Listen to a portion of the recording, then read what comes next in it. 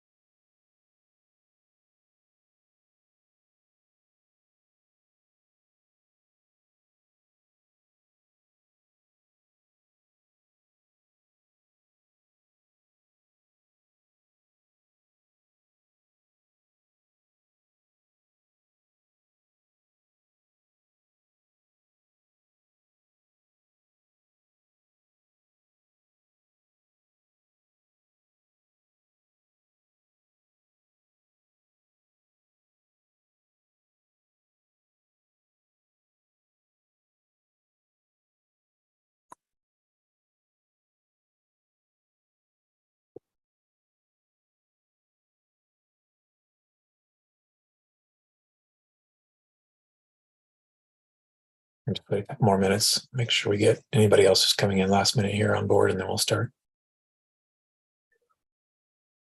You're good to go whenever you're ready as well. Thank you.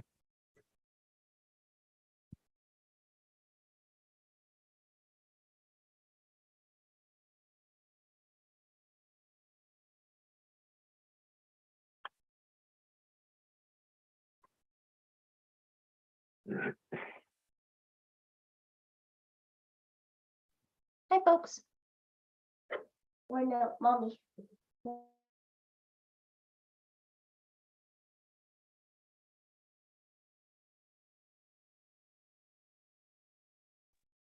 I will mention it doesn't look like the agenda went out to the public.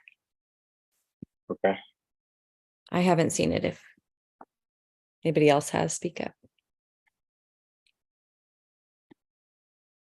Are you saying, McKenna, that you didn't see the agenda? You saw it as a board member, you didn't see it come through the Public channel, public right? side? Right. Okay. Private email, yeah. So maybe we could just post it kind of periodically through the meeting. Certainly.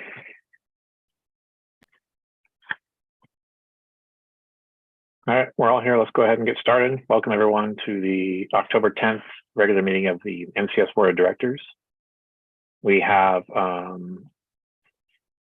few public comments this evening, all related to the same topic, which is the bond measure for the Dallas High School. So I'll start off with those. I'll be reading those from email.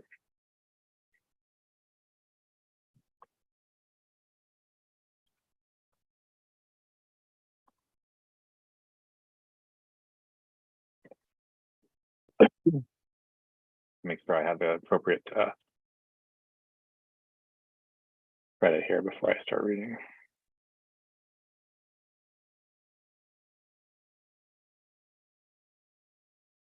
All right, the first one was submitted from Linda Kentro, and this is an attached letter that was submitted to local papers about why they're supporting the Dallas High School bond. On Thursday, October 4th, I was passing the Dallas High School while the class of high schoolers and their teachers were engaged in an outdoor art project. I took the opportunity to learn what students think about the school bond that will be on the ballot in November. I told them that as a retired person and new homeowner in the Dalles, I found the prospect of paying a big annual sum for a new school a bit daunting. I asked if they thought that it was necessary, and if so, why. The kids closest to me each gave emphatically positive answers. They described classroom temperature being so hot in the warm season that they couldn't concentrate, and the teacher echoed that it was difficult to focus his teaching to generate enthusiasm. They also opined that an ancient heating system leaves them cold in their chairs in the winter. The cafeteria is so small that it barely figures into decisions about where to eat lunch. They wish keenly that they had a football field and up-to-date educational equipment. They expect that with a more attractive school, more families would come to the Dalles and their student body would benefit in many ways. Our children are grown, but I remember years of adjusting around new construction and how thrilled we would be each time a new building in our wing was readied. The kids are right. Good educational facilities help students become their best selves, grow into responsible adults who give back to their communities, and help the whole community grow in good ways. I will definitely vote yes on the school bond. And this was signed here by James Giambroni from the Dalles. And I have at least one or two more here.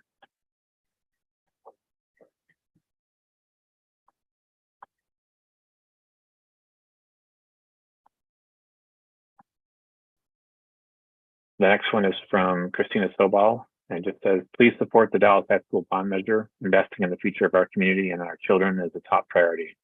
Our current high school is falling apart.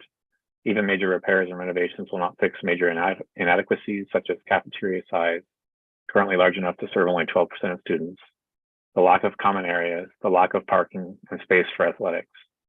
A new school will better serve our children and help them succeed. It will help attract and retain great teachers.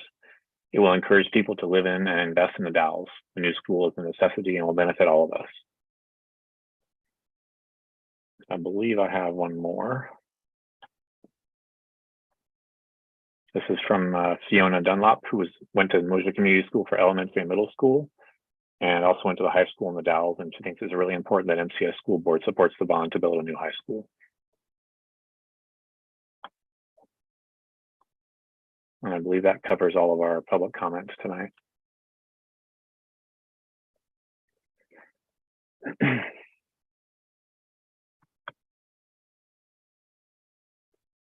So our next is changes to and approval of the agenda.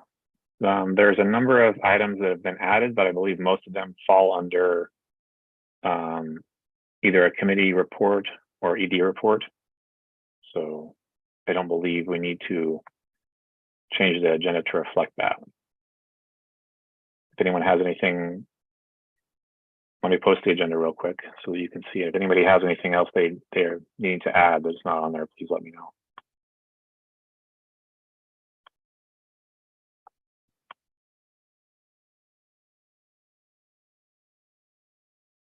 So McKenna, I know you sent something in. Marie, go ahead. You're muted. I received the agenda through the normal email from Daphne as a board member. As a foundation member? Foundation member, excuse me. Thank you. Okay. I don't know, maybe some of us got it and some didn't. Yeah, I'm not sure. I'll follow up with Daphne on that later and just make sure that we get it out in all the channels that we need to. I received it too, Dan. Maybe McKenna should, it might be, just check, make sure you've got your email there. Okay. All right. So the item number 4 is the consent agenda. We have credit card charges that were sent out just a few minutes ago. And so I'd like to table that until next month so people have time to review those things, because I think it's a little bit rushed to try and review 3 credit card statements now. And we have, even though they are piling up, I think it's easier to be able to look at those things with time on your side rather than rushed in a meeting like this. So if anyone has any commentary on that or feelings either way, please speak up. Emily, go ahead. I just have a question. So I haven't seen the emails that just came in. I didn't get to those before the meeting, but I did see the previous ones. And when I looked at the credit card statement, it just had a whole bunch of Amazon. So like, what exactly are we looking to give a thumbs up to? Well, if you have any questions about any charges, anything that seems out of the ordinary, I think a lot of things are purchased through Amazon, and we can get more clarification on that from our ED or whoever is using it at the time, whether it's Daphne or Dawn. But if there's anything you look through, as you get these and you have time to digest them, if there's anything that catches your eye that you're concerned about, mostly it's just to make sure that, we're following our fiduciary responsibilities to ensure that, our funds are being spent appropriately. So if anything comes up that doesn't look right, or a mischarge or a double charge or anything like that that doesn't seem quite right, there's always an opportunity to ask questions about that. So I'd like to make a motion to, oh, Avelia, go ahead. Yeah, I had something too. I can't see everybody right now, just so you know. So if you do, No worries. if you do have something to say, please speak up. Just in regards about all the charges, things are barely, Columbia Gorge ESD has been very supportive, but they're getting more of a handle on all of the things. So they'll be able, and along with them, I'll be helping. We'll be able to get a little bit more. Instead of sending the transactions, it'll be more of a report with a little detailed of what things will be. And I think that's the reason why Dan is requesting to table it, to allow us to give time to be able to give more of a detailed report out. Correct. Yeah, it's been awesome to have their support, but a lot of that, you know, they can only do so much with the time they have. And so, you know, at some point we will have a full accounting of what our help with ESD has had. It's just been, you know, they have a limited amount of hours they can help us. And so for us, it's making sure we focus on paying our bills, paying our staff, doing things like that, setting up, you know, accounts and things that they had to do some forensic accounting on to even find. So, yeah. And just to add, they make sure that they have receipts. So everything that they've been paid, they make sure that they're allocating for those and they have proof of what's being bought, etc. So things are getting allocated appropriately. But we'll have more of a detailed report next time. Thank you. Tad, go ahead. No, it's all covered. I had my questions overlapped with what's already been discussed. Excellent. So I'd like to make a motion just to table the consent agenda until our next meeting. Can I get a second on that? I'll second. Thank you. All those in favor say aye and voice or raise your hand and voice your consent if you don't want to do that. Aye. Or sorry, voice your opposition is what I'm trying to say. All right, motion passes. Thank you. That brings us to number 5, which is the treasurer's report. Avelia. Thank you, Dan. So quick updates. The credit card is still pending.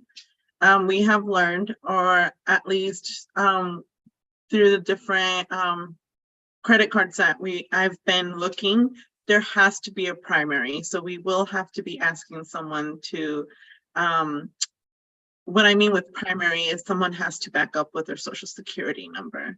So that is pending a discussion, a deeper discussion with Matt and Jen and myself to continue to discuss, unless the board has other ideas or, but that's where we're at with the credit card. We currently Patty was able to get the American Express statements and to be able to continue to pay for that, but it is still under the name of our previous ED, and the only way to get that card canceled or for admin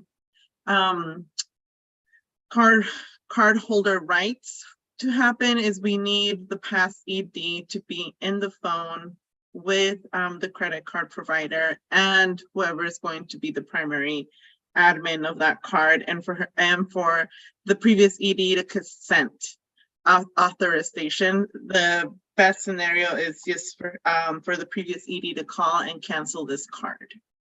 So I am open to any ideas or what would be a procedure to be able to achieve this. As well as we have been interviewing for business manager candidates with Matt, and I know that he'll have more updates on that. Columbia Gorge ESD continues to help us, but they have voiced that they need to decrease their help soon. But they are willing to help with the onboarding of the new business manager when that is set and hired. And once we have a business manager, I will be working with them for the SAMS account for DOE grant purposes. And just I guess just the gist of it is just right now, Matt and Patty are go-to for any business manager related questions. And I'm happy to help as well, but there probably are more in the day-to-day and faster to get through. Thank you, Avelia. Does anyone have any questions for Avelia on that? Okay.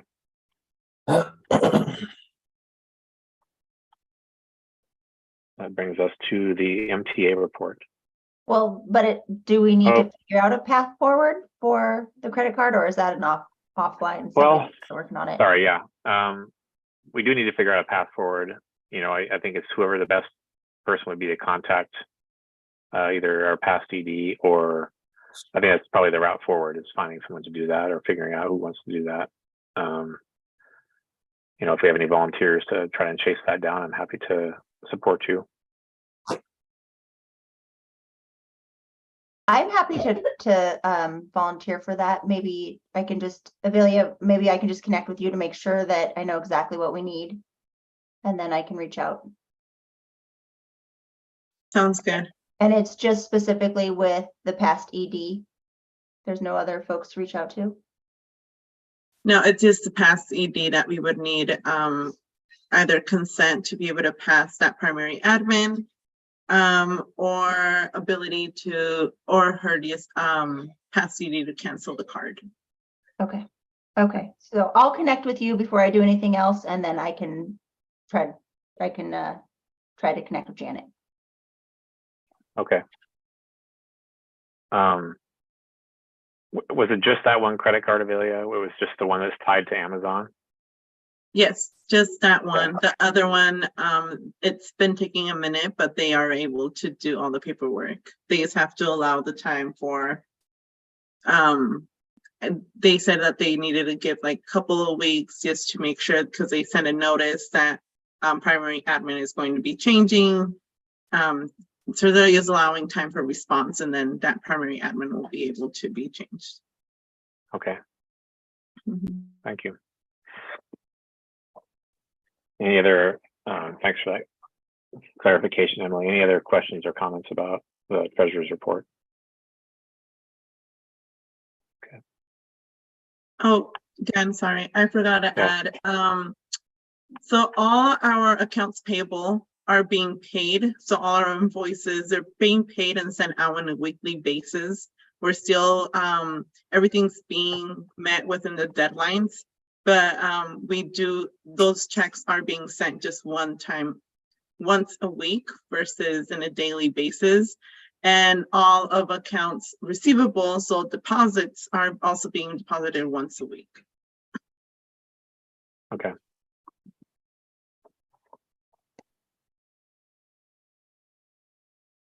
All right, that brings us to our MTA report. Hey, everybody. So nice Good to evening. be here, see your faces. I am happy to report that I've gotten lots of information from different people in our school, and it's buzzing and people are settling in and happy to be at school. And it's really nice to see families coming in and out. The primary classes have started working on their big model of the solar system, and they are settling into school. We'll start reading groups soon. Multi-age math is going well, and the kids are enjoying learning through play. They finished a measurement unit and are now working on numbers and counting. In Miss Goddard's class, they are working on practicing active readers and how they like to make connections to stories. That helps understand stories and characters better. Third grade math is finishing up a 3-digit subtraction and addition with regrouping. And Lisa likes to report that the kids are super excited about their first math quiz tomorrow. In my class, we're also learning about making connections with text to deepen our understanding of what we're reading. We're writing up a storm in our journals and studying where ideas come from. In second grade math, we're adding and subtracting and working on becoming automatic with fact families. We're also beginning to learn about matter in science and mapping in social studies. 4-5 is having a fantastic start to the 23-24 school year. The students are adjusting nicely in their classes, and we're eager to meet with families this week for parent-teacher conferences. Students are excited to go on a field trip next week to Mary Hill Museum. And there are a few of us staff members on Saturday that are going to Gresham High School for a STEM workshop for the day. I'm excited to do that and be together. Thursday, October 26th from 5:30 to 7, Title I, Title III, and ELD will be hosting a family night, which will include food, resources for migrant education, immigration services, and the Dallas Public Library, and more. And then we will be celebrating the Day of the Dead on November 1st and 2nd, which will include an altar, crafts, and whole school viewing of the movie Coco. Lisa and I, as MTA building reps, met with our interim ED to go over some positives, some concerns, and to have any questions answered on behalf of the overall MTA.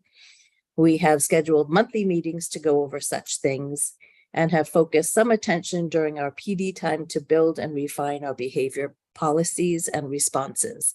And really excited to have that open door policy to be able to just have conversations and candid conversation. As we have seen, there are more students with trauma and trauma triggered behaviors. The staff has been talking and would really like to explore some training opportunities in trauma informed teaching, and as well as CPI training. And the TAs have also expressed interest in being part of those trainings. Whatever we're trained in, they really want to be a part of it so that we can be on the same page and we can keep that communication open and all have the same language. And that's it. Thank you. Does anyone have any comments or questions? Go ahead, Emily. I'm not familiar with CPI. I knew you were going to ask that question. And of course, I can't remember exactly what it stands for, but it has to do with working with students that are having some behavioral issues that may be an injury. You can, it's a danger to themselves. So how do you deal with that kind of situation? And there's some great trainings out there. I've been trained many times in the past, just knowing the safe ways of working with students that have some anger issues. Go ahead, Avelia. It's crisis prevention. Thank you. And it talks about how to deal with crisis as well, if there is necessary restraining, how that looks, and how to verbally enforce adequate actual physical intervention if needed. Thank you, Avelia. It's great to hear that the teachers, staff, MTA, and the ED are working together on discipline and behavior issues, because I know it's something that we've wanted to address for a long time. So it's great to see that. Great to see that happening. Thank you. Yeah, it's really nice to have that open dialogue. Does anyone else have any comments or questions for? I would just like to thank you for the report, and the details are really helpful. It's nice to hear. It's not an easy job you all have, and there's always the highs and the lows, and I appreciate just hearing about all of it. And if the board can be helpful, let us know. And we really appreciate you being open to hearing it. So thank you. And I have one question, just because I'm a newbie. As far as that goes, as far as process, do the teachers and staff work with Matt and Jen to get that training, or is that something that comes to the board? It would be something that we would work with Matt and Jen on. Awesome. Yeah. Great. Thank you. Thank you. Thank you. That brings us to item number 7, which is our ED report. And Matt, 1 second, and I'll get it pulled up on my screen so everyone can follow along. Okay.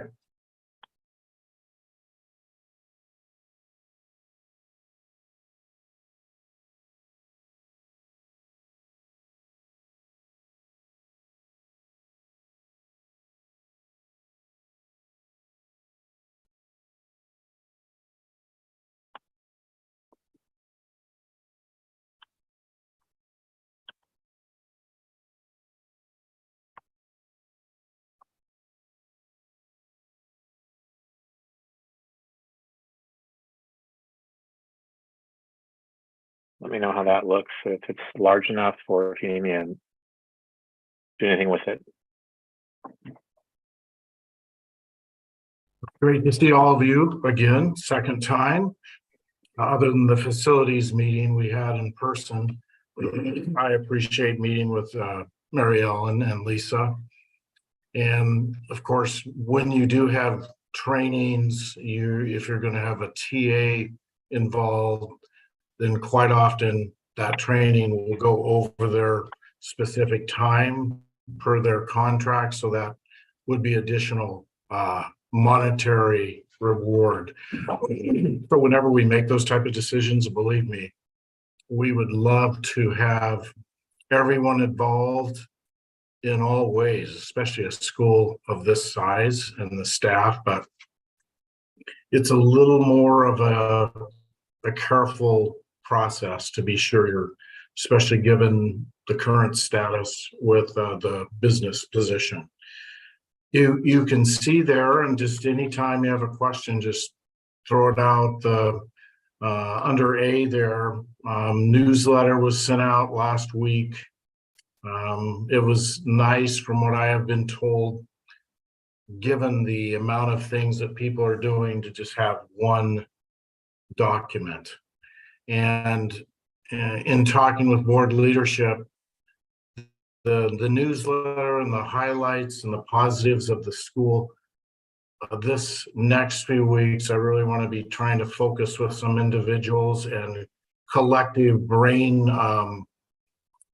just a little brain activity to try to figure out some additional ways we might promote the school in the area via electronic, potential hard copy newsletter. Not sure if that's been done before, where those are mailed out, or all the above. So I'll be talking with some people there, including any of you that might have an idea, because I think this is a good time in the year as we go into parent conferences to think about ways to promote what we're doing.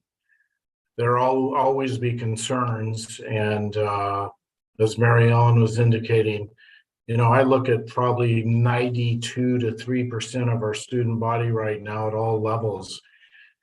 They're doing well, in the sense of, I feel they feel safe, they're being nurtured by teachers, and academically we're beginning to focus collectively on behaviors.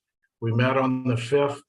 The whole period that did include TAs was about just basically, how do we de-escalate? How do we redirect strategies in the classroom? I wanted to actually just see the professionals face to face discuss those things as a collective, rather than at different grade levels.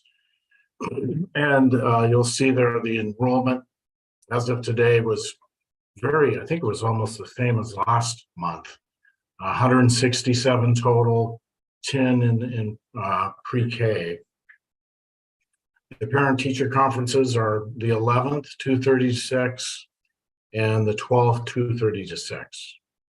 We attempted and continue, I'll just mention, to do more of a digital organization of the conferences this year.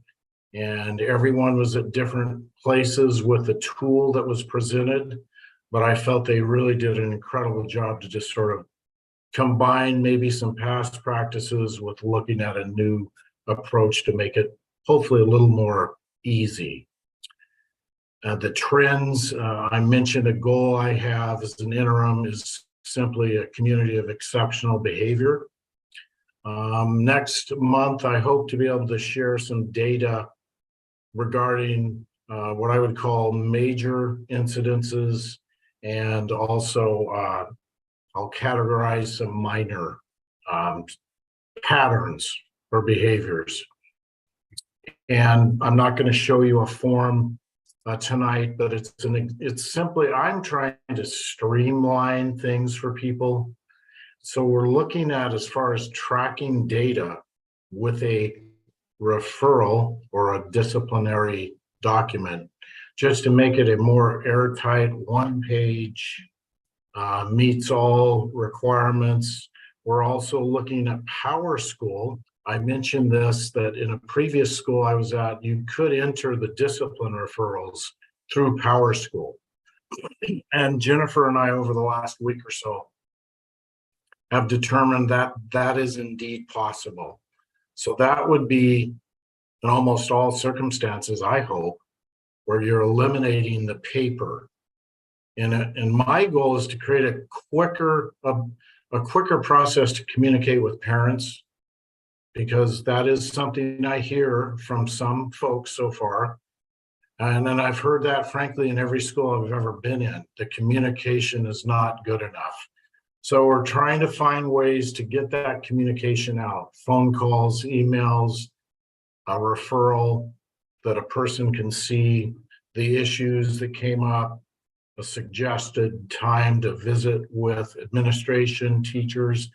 Last thing I'd say is I truly believe that the teachers hold the power in a school, in the sense of the students that they're interacting with and influencing towards positive behaviors. It really starts with them. And I'm not saying that as a like pressure on them. I'm just saying I want to see a really clean, if a parent calls me and says they've had a big issue in, let's say, geography class, and I ask them, have you communicated with the teacher? And they say, no, I have not. I'm used to going right to the principal. I don't mind researching it. I'll be glad to do that. But I will communicate with the teacher and ask them, as I did a couple times this week, please reach out to this person. Here's the email, here's the message I got. And then I tell the person on the phone, please reach back out to me if we need some more support. So I want to tighten that up. It just makes communication much better in all areas. On the 13th, and I wrote down, I like the trauma training thing that Mary Ellen spoke to. I think that could be our next training. I think it'd be excellent. On that particular day, this Friday, we will have 2.5-hour presentations with Q&A from a lady named Kim Lubin. She will be focusing, and I really hope the staff will ask as many questions as they want in real time rather than wait all the way to the end. But she is going to be focusing on behavioral strategies in the classroom. And of course, anything in the classroom spills into the rest of the school. And then we also have, after her, Amanda Parrott from the Columbia Gore GSD. She will be presenting on suicide prevention training and awareness. I know several people have gone through those trainings and they're excellent. I already spoke to the next item there. Behavioral documents, I think, help direct our collective creativity on how we deal with some of the more challenging students. And frankly, if we don't have a clean document to work with together, then it just sort of becomes confused, is what I've noticed over the years. People might use this form, they might use this one, they might use their own notes. And really, we need one portal. I hope the Power School thing will work out and will be very easy for teachers. The handbook needed some revisions, and I'll take some of the blame for that. It simply had some things in it that I felt were very sort of like archaic in some ways, and also, frankly, tied the hands of people, in my experience. I just feel it needed much more flexible language in a variety of different places. And that's from experience. So hopefully we'll be reviewing that Monday. Mary Ellen's eyes are probably popping open, but we do hope that the handbook will go out. There'll be an alert to parents. But over the last few months, as we all know, there's been multiple dominoes and they've had an effect on everything. So that handbook is finally updated and ready. Curriculum connected to, as you see in the report, goal number 2, I have personally, follows behavior, closely follows behavior, because I think behavior is critical, but they go concurrently together.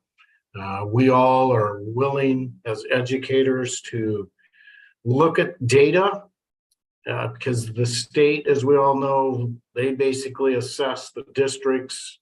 So we need to assess our own data, and I'm proud of the staff how they are aware of it. I mean, any teacher who's been doing this for a while understands their own data, and they understand that the school's data.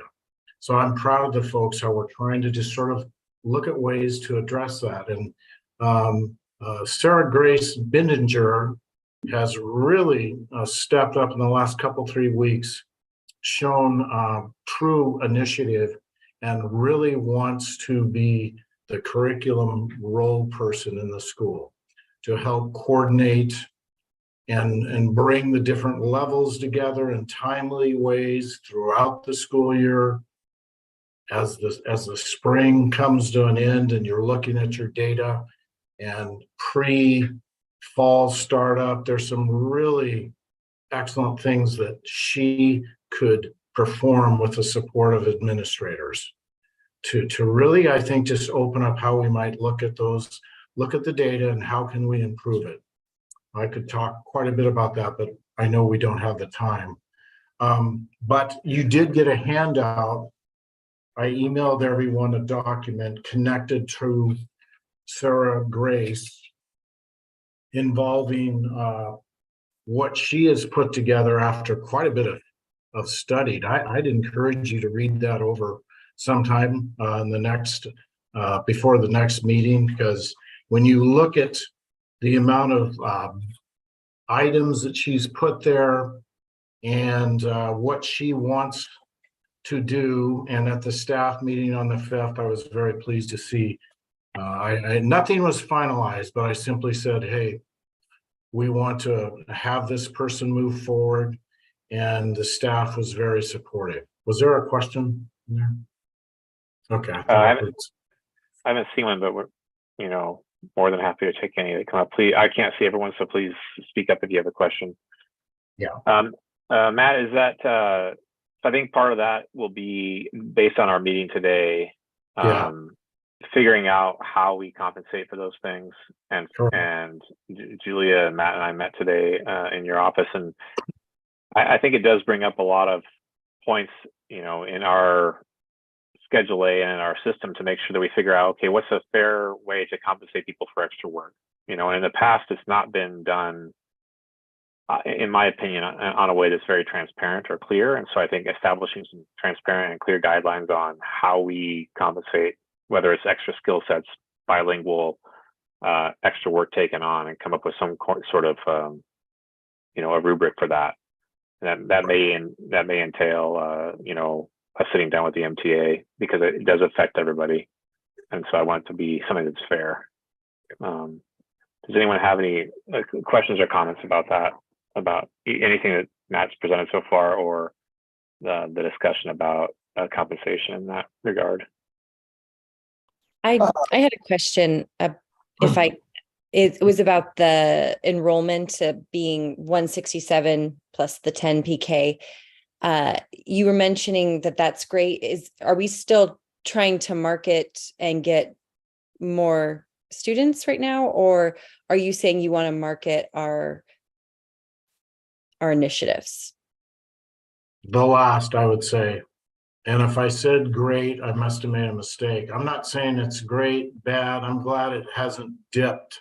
I was a little worried over the last week and a half that we might have dropped some. So as we're at that number, we do want to ideally reach a higher number. But we also know if we pursue a higher number, it would, as you say, McKenna, logically include some more marketing efforts to, like I had a teacher put together a newsletter that has some, not a newsletter, but a sort of a pamphlet And we had it at the facilities thing, but those type of things where we can distribute just the positives, some features about the school into as many areas as we can. I mentioned to leadership today, I'd like to go to the chamber meetings in the Dalles and make a presentation about the school and the features of the school and any other organization there that could maybe get the word out about Mosier. So yeah, just sort of a refocus on that item would be, I think, a good idea. And everybody's ideas are welcome. Julia, happy you have to your do hand that. up. Yeah. Sorry, McKenna. Yeah, sorry. So Julia has her hand up, but as you were asking your question and Matt, you were responding it maybe as we go further along and this becomes more rises to something you want to do, more of an immediate need, that we maybe delegate a few people to help do that and get those initiatives out. However, you know, we talked a little bit today about some social media stuff, but however we want to get you know, what we're doing different from everybody else out there in the community, I think it'd be important to get some people there to help do that work. So Right. please let us know as you move towards that when you need help, and we'll make sure we're there to help you do that. Yeah, I appreciate that support. I already, after we spoke this morning, have a couple people in mind, so we'll try to reach out to them and move forward. And I was going to add just one other thing. It's very, you know, it's very obvious. I didn't include any type of financial numbers or anything as far as this position. And it's a good thing for everyone in the system to learn the process. And so this young educator, I think, is really going places. And I said, we've had several conversations, so we're just going through the process. Now we got to look at what could be possible. And I spoke with the board leadership this morning about that. Certainly. Okay. Yeah. Go ahead, Julia. There's sort of two different threads of conversation here. One is about recruiting additional students and people to the school and advertising the school. Oh, I'm sorry. I was trying to mute myself and I muted. Okay, I'm back. So on that note, it'd be really helpful, and it doesn't necessarily have to be at this meeting, but to get a breakdown of the enrollment by class, because my sense of things is that the elementary is quite full, especially in certain grades, and maybe even pushing the envelope there and causing some strain at numbers in certain classes, just with the unevenness. So understanding the breakdown. And overall, my sense is that really where we could be recruiting is probably more in the middle school, that there's more. The last time I saw the numbers, the smaller class size was there. And so I think we just have to be mindful of that. We don't want to recruit more first graders if our first grade is already at capacity. And I'm just using that as a hypothetical. I don't know the numbers. The one hope on that, you know, that I think that we had as a board is that somehow, you know, and I don't know I'm not multi-age expert myself, but that multi-age might help us as a small community and a small school absorb some unevenness grade to grade. But how that actually gets worked out, I think, is something that, you know, administrators and teachers have to think through. And I would love to, you know, be in dialogue about that. If it's not working, no, because you know, the hope I think is if you blend second and third, for example, you can have a slightly smaller second grade and a bigger third grade, because overall you've got the same student to teacher ratio. But I can understand if you break apart for reading or math into those grade levels, then you lose that. And I think we talked about this at the last board meeting a little bit. So I recognize a problem here, and I'm just trying to make sure we don't recruit when we're full, and also that we are addressing that problem and thinking about solutions for it if there is unevenness. So that's the first part. That's on getting additional students and a sense of, you know, where we have space. And then the second part, I just really wanted to thank Sarah Grace for taking on this project. I've looked over the handout once. It looks really remarkable. All the things that have been pulled together, it looks amazing. And I hope that we can find a way to offer some additional compensation for all of this hard work. So would be happy to be part of that conversation. But I really think I love the work being done to sort of deal with behaviors in a consistent way and in a way that can communicate with families quickly. But I also really am excited about making sure that the curriculum is in alignment. And that seems like a really important piece of this, just getting the school really working in a smooth and peaceful way. Yeah, so thank you so much for taking that on. Thank you for your comments, Sarah, all of you. And I would add one other piece, if I can remember it. Multi-age, as you've all discussed for the last year or so, does have some strong components that are, I think, attractive, and I believe that's probably why it came into play here. But as Julia is pointing out, it might have some challenges, and we might be experiencing it right now at the second grade with math. So solutions there, I would say, are strong training, number one, for folks who maybe have not been that exposed to multi-age instruction. Maybe this is the first time. That is no matter what moving forward. Who's ever in my position or other positions, new teachers, that's, I think, pretty critical, because it's not just an easy thing to just simply implement.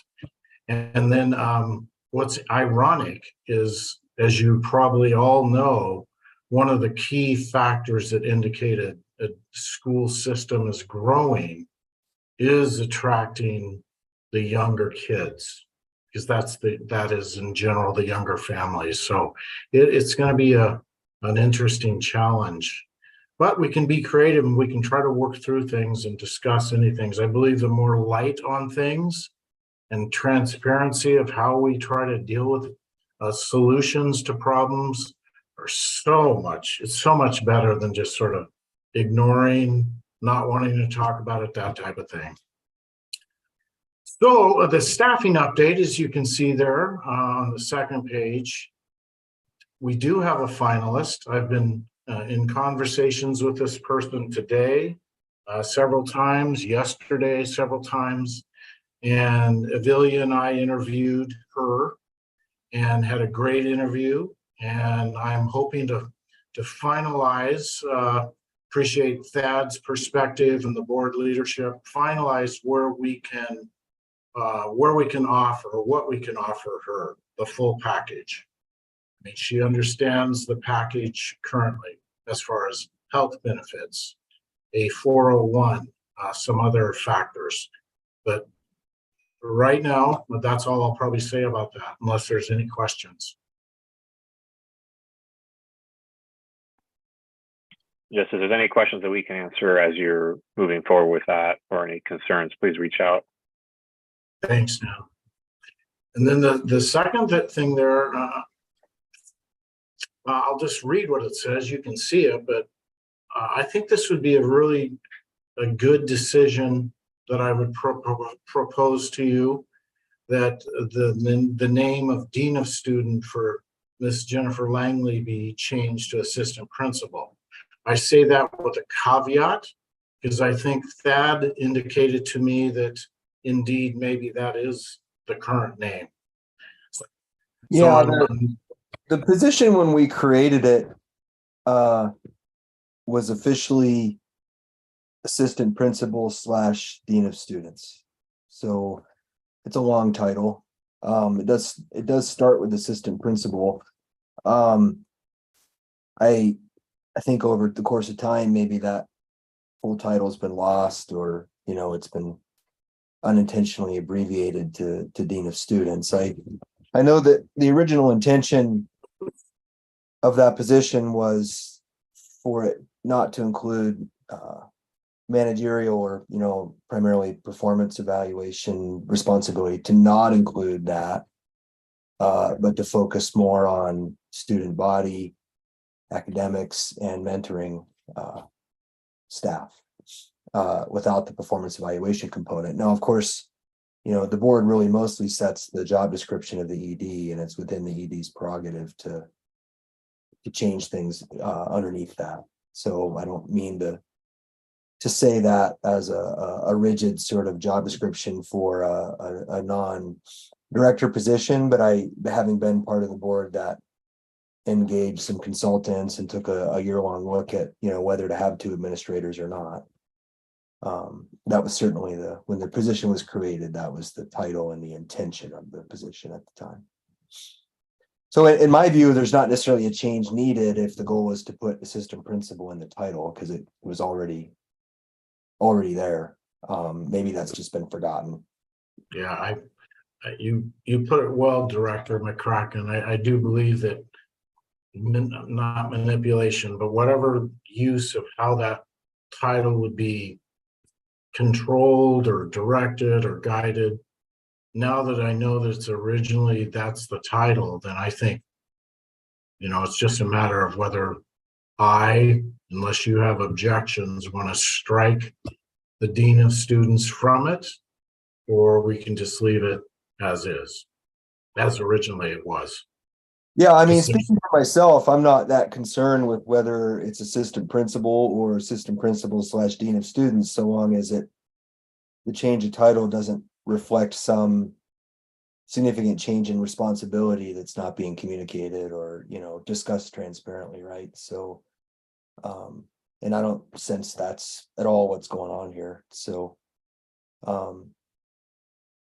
yeah, and I could talk to the details of what you just said, but I think probably would not be in this meeting at this time, because I do think there are, expectations and performance. The evaluation piece truly does traditionally not tend to land in the lap of a dean of students. It tends to be an assistant principal based on multiple certifications, you name it. So I was a dean of students myself when I was in John Day for 2 years, and I got a lot of input options on several staff members, but I was not able, per that superintendent, to sign final evaluation documents as a dean of students. So it's very interesting. We have both together here. So anyway, anything on facilities? I think Maria will be speaking to this. We had a great meeting with her the other day, Dawn and I, and I really liked Maria's passion about trying to be sure there is a real connection, I guess, with community. I say I guess because I've not been here, but just moving forward to sort of keep people informed of progress of the facility plans. I will say, and I think I've said before, I've received at least 2, maybe 3 compliments by phone or an email about how folks feel about the safety with the fence coming and just more security that they feel. So I'm glad that folks do recognize that, because some indeed might feel a little more concerned maybe with that, but so we can look at that. The ADA ramp on the modular, we found out today, for a variety of reasons, is going to be a little more complicated, and that we need to seek for reasons that I'm not going to speak to really here, at least a bid to consider for that because of those complications. And the other side is the ramp. I might be calling them the same thing, but the inside stairway from the gym, that was finished today and inspected, I believe, today as well. So that's good to be used.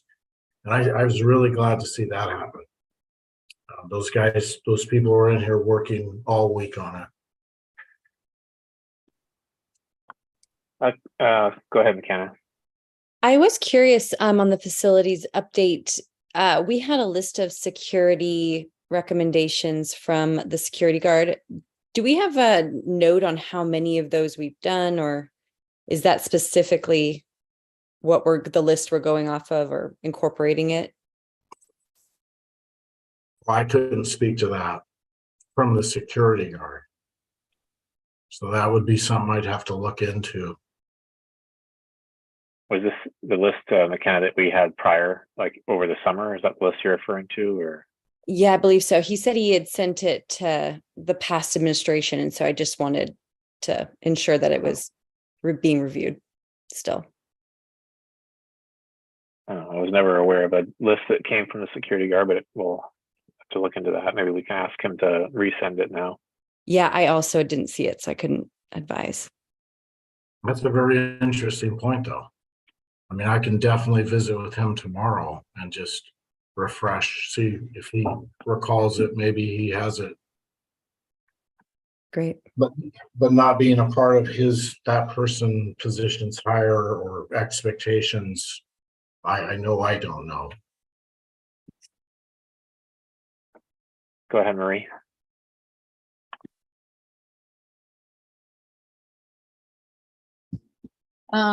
Yeah, thanks for bringing that up, McKenna, because since I joined in June and started, working on facilities, I was never aware of such a list.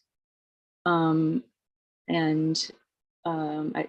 believe maybe Dawn has been in communication, but, she also worked in security. So I don't know if maybe,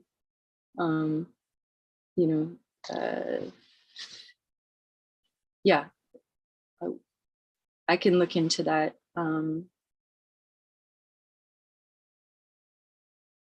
However, I do think that our current facilities, nutrition and operations and logistics manager, with their experience in security, has been, doing a great job of addressing the security needs. Absolutely. I just making sure that we saw all the little things that they might have deeply been thinking about, and wanted to make sure we're checking those off our list as well. Continue the great work.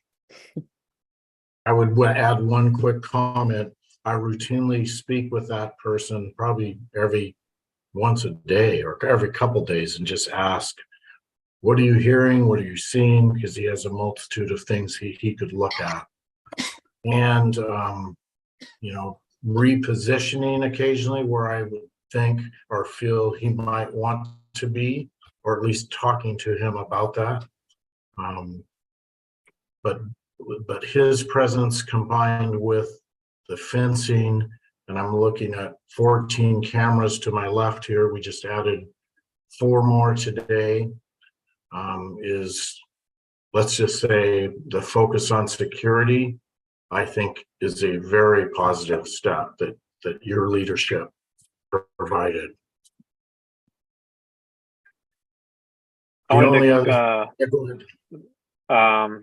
Just to go back for a second to the curriculum, do you feel this time that we should, as a board, just nominate a couple people to start working on that with you? That would be very much appreciated. Okay. Any members? I think that Julia has interest in that. Any other members have interest in working with Matt on identifying a way to compensate any of our employees who go above and beyond what they're asked to do normally?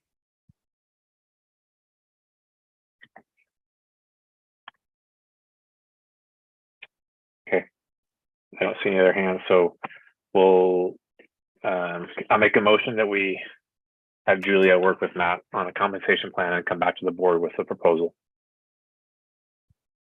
Can I get a second for that? Go ahead, Matt, Thad. Yeah, I'll just say I don't know how much time I have to participate in all of that process, but if there's value in me advising on, some of the financial aspects of vetting a proposal or potential things to think about with respect to, including those in a CBA that's negotiated with the MTA, I'm happy to talk through some of that. I do think there's some hoops to jump through to make sure it's all done in a sustainable way that holds the Great. best of time. But I I'm think sure that the we could extent- look at our neighboring districts and see how they're doing it, see what kind of stipends or what policies they have in place for those kinds of things. It'd just be nice to, not just for one position, but also just in general, have some sort of policy that we can follow. So if we have somebody, say somebody comes in and has the different thing they're doing, we have something in place that may cover that extra work. I know at my employer, we have a similar thing where it's a percentage based. It's based off percentage of their pay, basically. So it's, Yeah, I think a big challenge in that, and this isn't to say I don't think it's a great idea, I do, but a really big challenge in that and trying to come up with a school-wide proposal there is going to be finding a way to define it in a way that stays within our very tight budget bounds. right. That's a gigantic challenge, especially in light of all the positive things we've done for compensation over the last 2 years. That's gonna have to be looked at very carefully. I think it's gonna be difficult to do that quickly until, without a experienced business manager on board to help with the analysis. Certainly. So it's good to hear we're, potentially close to closing on someone to come up to speed in that role. It's going to take them some time, but in the past, I think we've done a pretty thorough job, albeit sometimes, it can take months to come up with approved changes to compensation. We've tried to do our best to really show to this that it's sustainable, not just in the current budget year, but in future years, without requiring giant changes to enrollments or cuts in other areas. So I think if, depending on the scope of what's proposed, Certainly. I want to make sure we do that so we don't find ourselves in a pickle, a couple, 3 years down the road.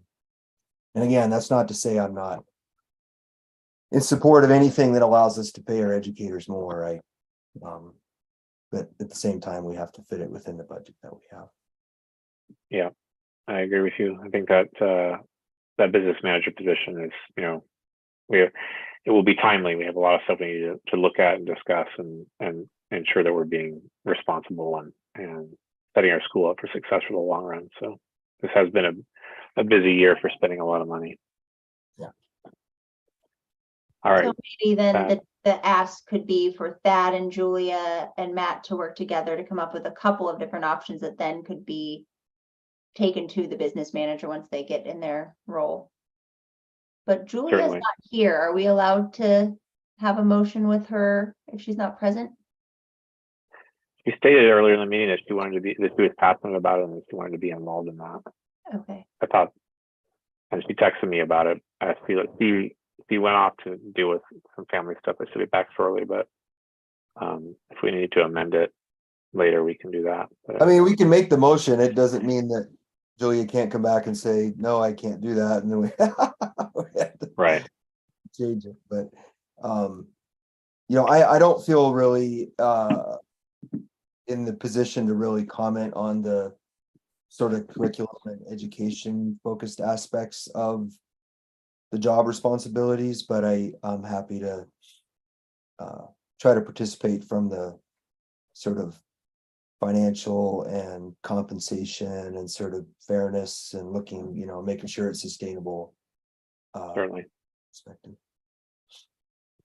Yeah, I think that there's definitely value there in that, making sure that we have curriculum that's well thought out and that's consistent throughout grade levels as kids move through, so it doesn't hop around and go all over the place. And so I think that's, the main goal there. And so it will benefit us in the long run, but the financial side is what we're challenged with right now. So yeah, and again, it's important. Like, I don't want to come across as being overly concerned for the school's finances, or come across as being unsupportive of the nature of what's being proposed. I just want to make sure we proceed carefully. That's all.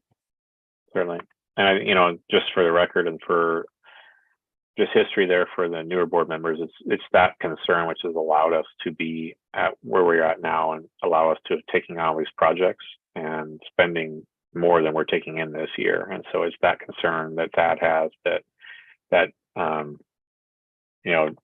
attention to detail on that stuff that's allowed us to be in the financial position we're in. So it's definitely valued. So thank you for that concern. You know, we can't all just be spending money out like burning it in the street or anything. You know, we just can't get out of control. So I do appreciate your attention to detail on that. So I would like to make a motion. Go ahead, Matt. Well, I was just going to add one other comment on this desire on part of this professional.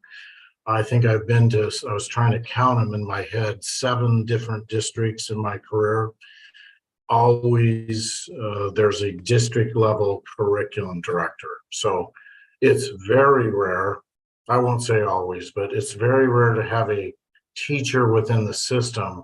Sometimes they become a TOSA, but when they step forward, and let's just say I want to allow her, the financial piece is not decided, and she knows that. That's what this meeting was to start. But she's truly looking at things that when you look at her proposal, I mean, right now, there's time-sensitive things in this direction that I am not stopping her from beginning to work on these things.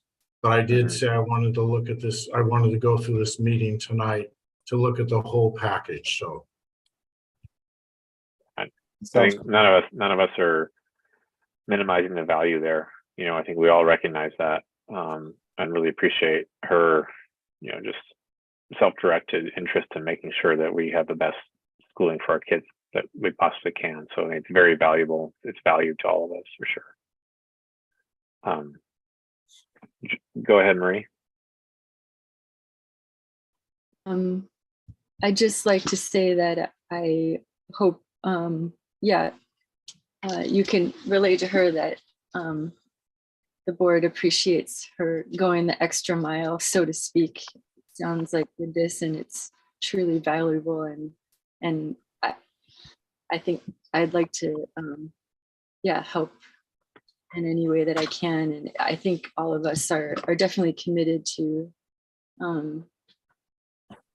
the curriculum solidifying and, but, as Thad and Dan mentioned, we are within constraints. So I hope she won't be discouraged. And please let her know how much I appreciate her work. Thank you. In my report, there was a mention of a policy there, but I'll share that in a future meeting once I share it with Dan and Julia first. It's just a policy I'm familiar with, but we're not going to. Okay. All right. And I forwarded the policies to Thad, so Thad has policies on his list right now. So there's a lot going on there, but anything you get, we may not get policy wise. So, it's great to have a heads up on anything that may come across your desk that we don't see. Yep.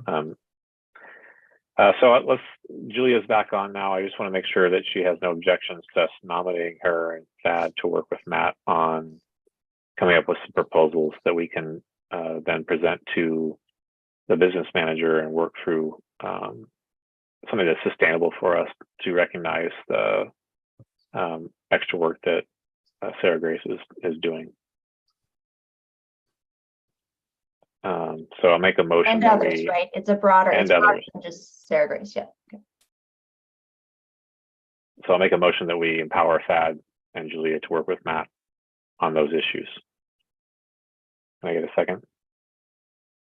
Can I get Thank clarity you, on those issues? Because I just heard Emily say it's broader than Sarah Grace. It's so anytime, with this one, we have that as our initial focus, but it's like when we talked about in the meeting, if somebody has, anything else that comes up bilingual or some other skill set that we want to pay for, it'd be nice to have something set up that allows us to, follow a set rubric rather than have it be individual every single time where we're just kind of trying to figure out something. Is that clear? Yeah, I guess I would just caution against that because that makes it a much bigger inquiry right now and might really take some time. And this seems like an immediate need and a very discrete proposal. And kind of apples and oranges as far as looking at, you know, having a particular skill and providing this ongoing service to the school. So Okay. we Yeah, we can try to look at amend it. both, but I don't want to get caught up in trying to make something that will fit all circumstances when we have a very specific circumstance right in front of us. Certainly. Yeah, let's amend the proposal or the to just focusing on this curriculum staff work. Does that work for you, Julia? Okay, so the motion will just be to empower Julia and Thad to work with Matt. Can I ask a question Go ahead. about that, Go ahead. though? So Go ahead. I'm asking this only because I don't know. Are there other folks in the school who are doing similar extra effort that other than Sarah Grace, who could potentially benefit from having some kind of structure in place? Or is Sarah Grace the only person who's doing something? We have, so like for our facilities nutrition, you know, like it seems like, I guess where I'm coming from is we've done this customized approach for each person that comes through. And I'm trying to find a way, and maybe this is just long-term thinking for the future, but you know, where we set up a system where if you do X, Y, or Z, you get this percentage over your base pay or over your current pay for extra work taken on, rather than trying to, because most of these things aren't going to fit.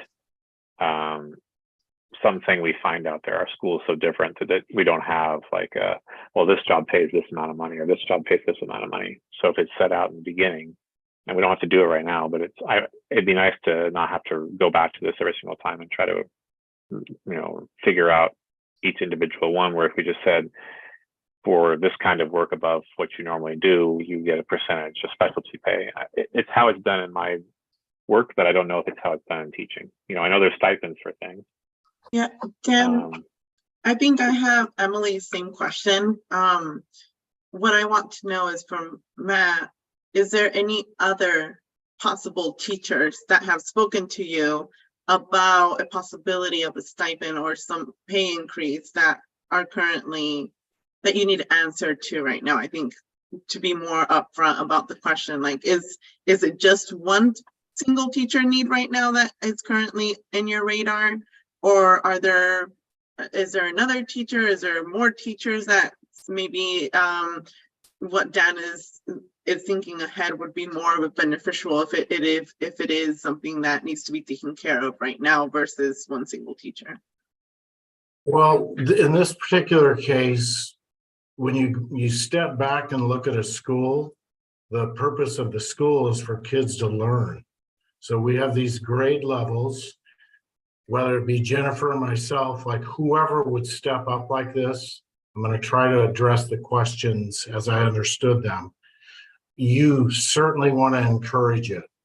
And some folks are so passionate. I'll give you an example. I was a student council advisor in Madras. I got a little stipend, but it became too difficult for me to do that at lunch and actually have an impact with the kids. So I pushed and pushed and pushed for a leadership class, simply because I wanted the student council, I wanted the kids totally involved in the school. In this case, it's different than that, but this person has been thinking about this probably for several years, I would bet.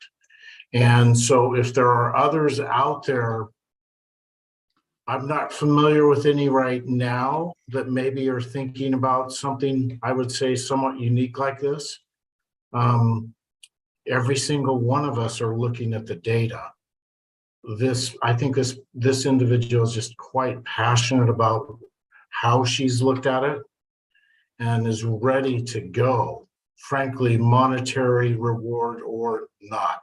Yeah, I guess I'm not questioning that, Matt. I think what I'm questioning is there anyone else that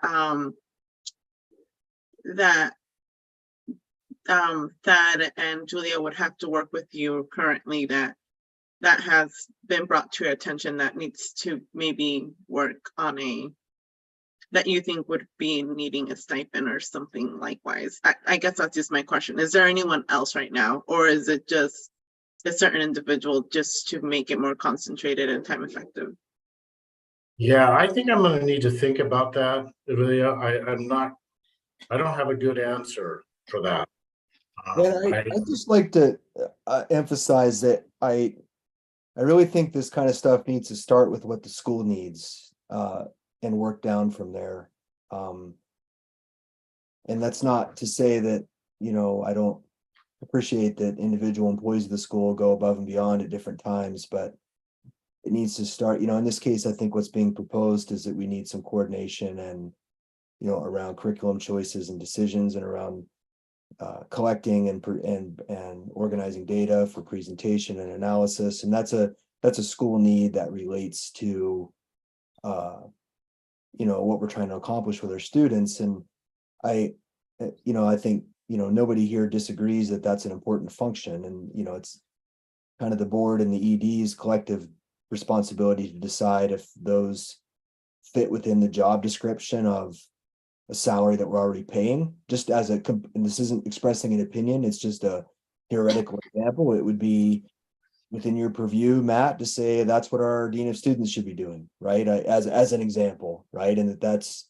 should be included in their job description. Or another possibility is that we recognize that we don't really have that function staffed and it's important. And then we have to figure out how to properly compensate from that. But I really feel that, these extra things that we create stipends for really do need to start with what the school and the students need and then work down from there. And again, I don't want to come across as being anti-compensation. I think as a board, we've shown that we're very much the opposite of that.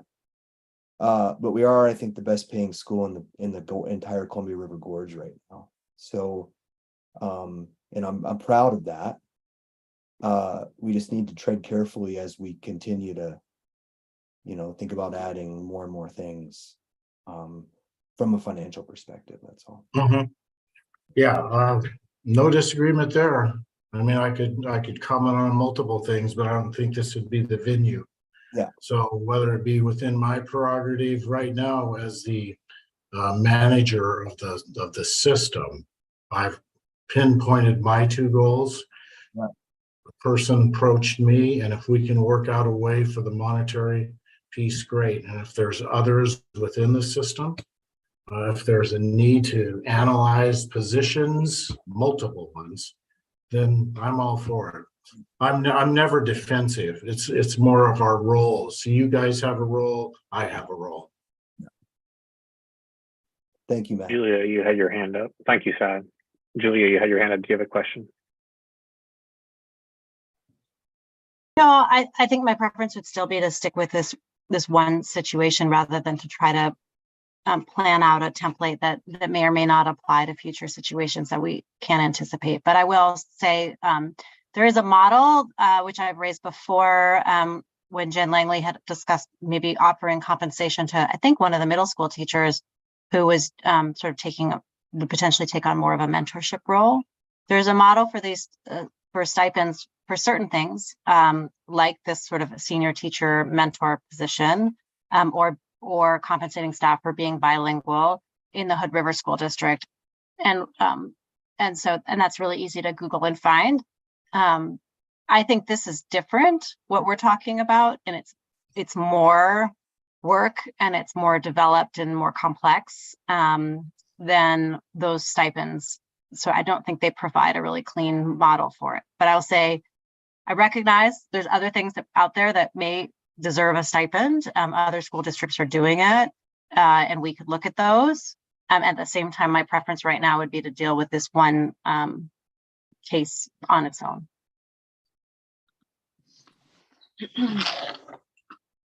Okay. We'll try and, unless there's other questions or comments, we can try and pass the motion in a simpler form. So before I start that, does anyone else I have just anything? have one more thing to say.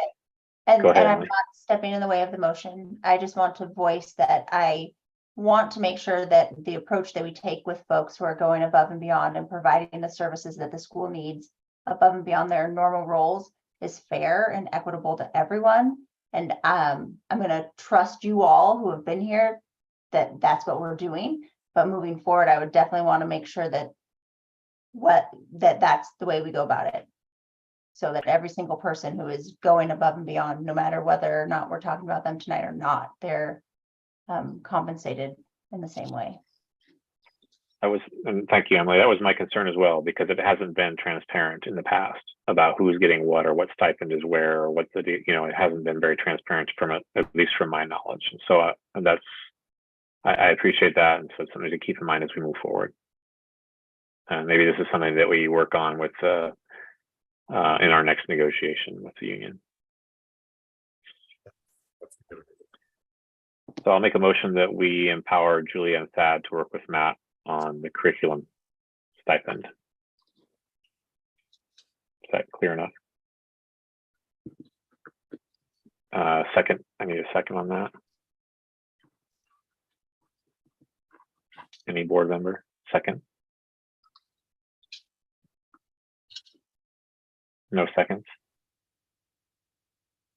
All right, Emily, thank you for your second. All those in favor, please raise your hand. Any opposed, please voice your opposition.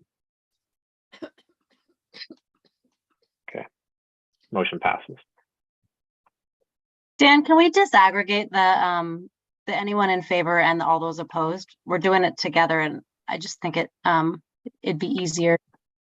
So motion passed 100% in favor. Is that okay? I just mean when you're calling the vote, I feel like we did it differently before, where all those in favor raise your hand, and then you put your hands down, and then anyone that wants to voice opposition. If we do it simultaneously, it's a little bit confusing. Understood. Thank you.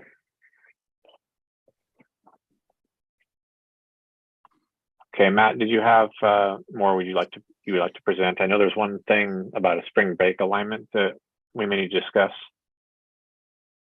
And I may need to take a 5-minute break also. Okay.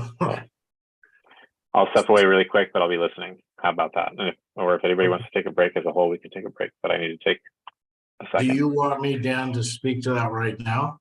I didn't Certainly, catch it. yeah. Yes, please. I'll be listening. I'll be right there. Okay.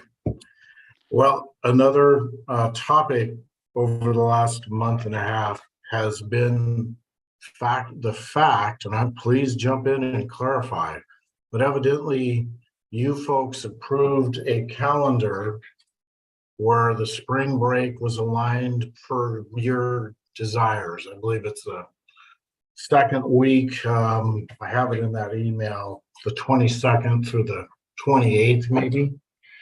And then the Dallas district, District 21, changed their calendar to a different week, the last week of March. And so you have a need, and I have expressed this simply not knowing for sure what has been discussed, in the last few months with that district as something that we should look at, because you have the prerogative to change a calendar. So right now, the way it looks, if we don't align with the Dalles, then what they have communicated to us is that we would have to pay for the transportation during our week. And the challenge with that also is we have students in both locations. So I think it's a rather pressing issue. I don't have the background as to why it took place though. Well, you mentioned the calendar we approved and then the Dalles change. Is it possible that when we originally approved our calendar that we were aligned with the Dalles and then? I think it is that. Yeah, so I think that's probably the reason why because we historically do align our spring break with District 21 for the transportation reason primarily. We're obligated as a public school to provide transportation. So if it's absolutely necessary that we either align our schedules with theirs or pay the cost. This is the first time I've ever heard that it was even an option to even have the buses running when D21. In processing this topic with people there, it seemed very, very challenging to get much of an answer, period. Now, maybe they were busy, overwhelmed, I'm not sure. Well, it's probably just something that we've never dealt with before, because in the past, we've always aligned our schedule with the Dalles, you know, so I can't recall a time in my time on the board that. Yeah. we've done otherwise. And I wish I could say something to that, but I have no history Oh, or knowledge. I'm really glad you're raising the issue now while we have time to Mhm. do something about it. Marie, yeah, your hand was up first, and then we'll go to Jen. Oh, yeah, this sounds like a very pressing issue, and thankfully we're months out.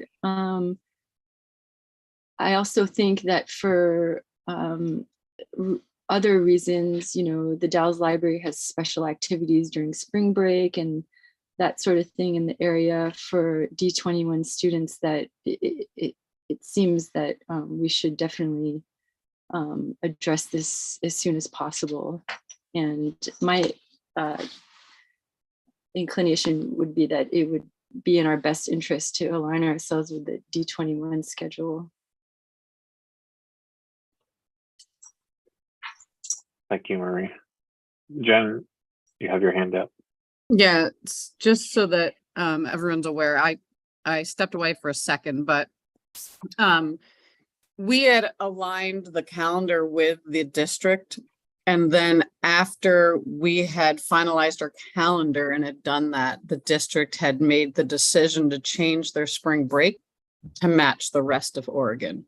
So that was done after we had aligned our schedule with theirs, our calendar with theirs. Okay, thank you for that the backstory and context there. Are there any, what are the challenges we're going to face by realigning our schedule? What issues come up from doing that?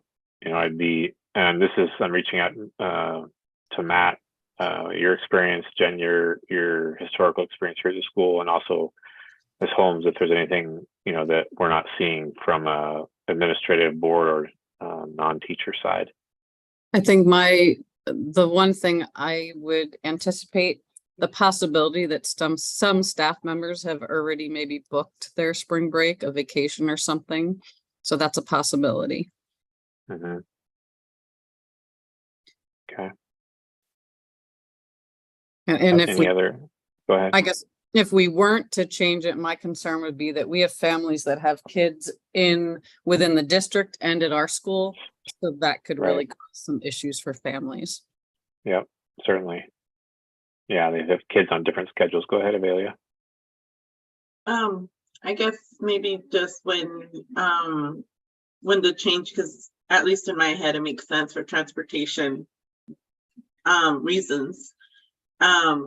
If the change is approved, that maybe an extra communication goes out and just allowing families to voice if they already had a vacation planned or staff to be planned, just to start dealing with those absent days. Because I mean, now we might have students that are missing 5 days or even 7 days because it was around that spring break time. So I think it would be a good just to be proactive and try to get a head count and some steps if there is any families or teachers that have already requested this time off. Or I guess not even time off, because they would have had it, maybe allow them to request that time off and allow for subs to happen. Okay.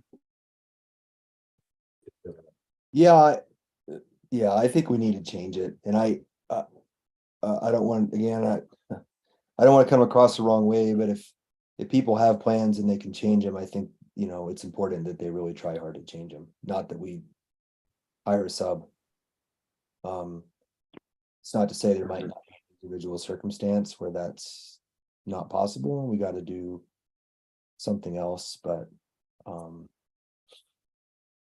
I think that, you know, the sooner we make that decision, the easier that should be for folks to do.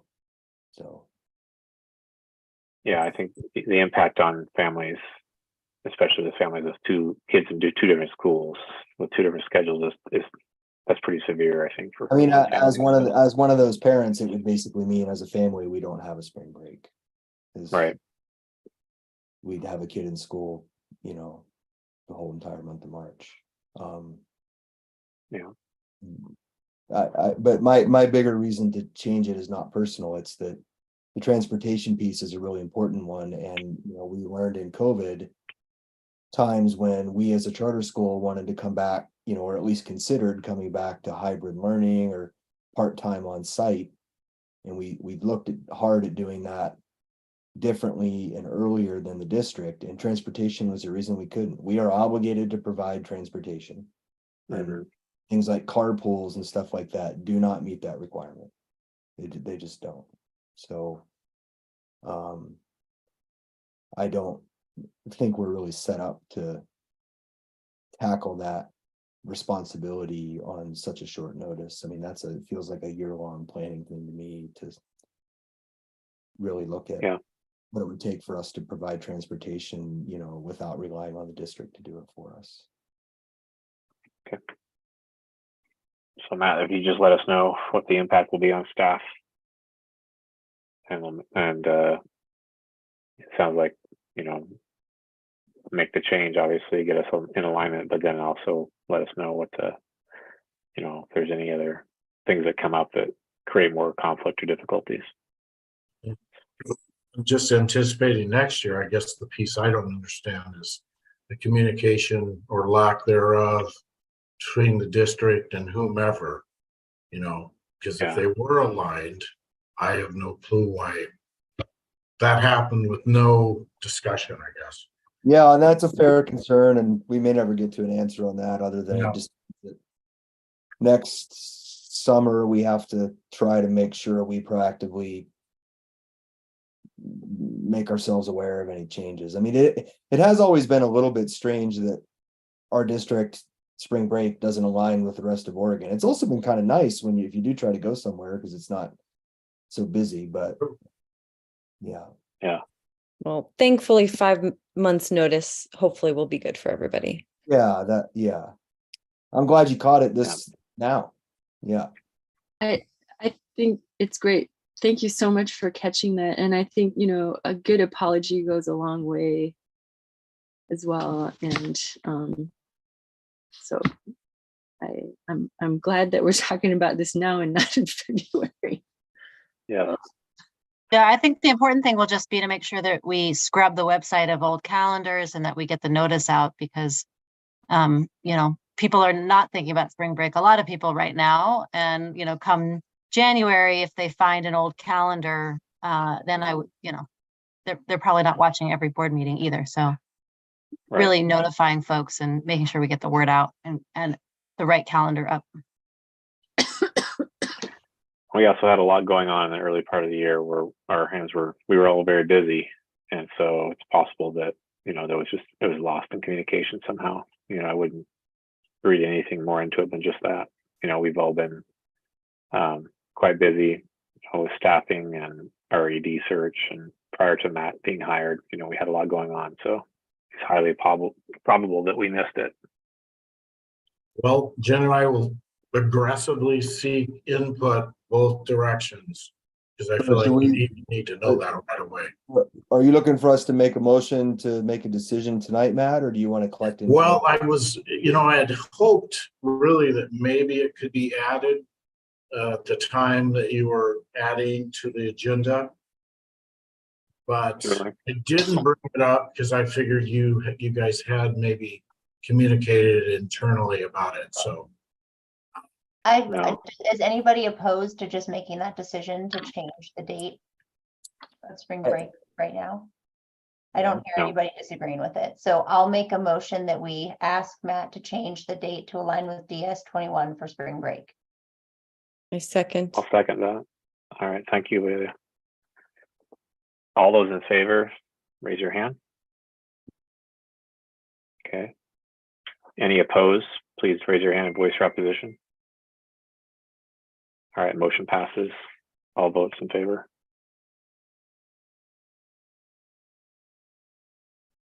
Thank you. Thank you.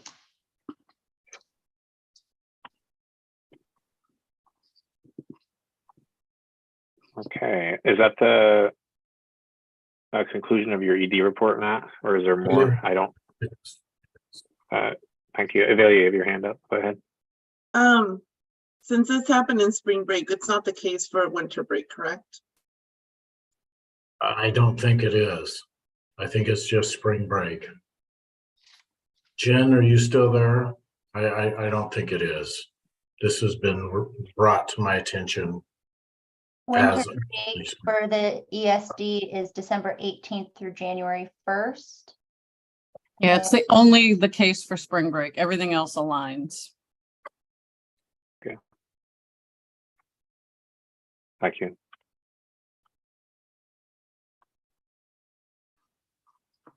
That brings us to item number 9 on our agenda, which is policy update with Thad.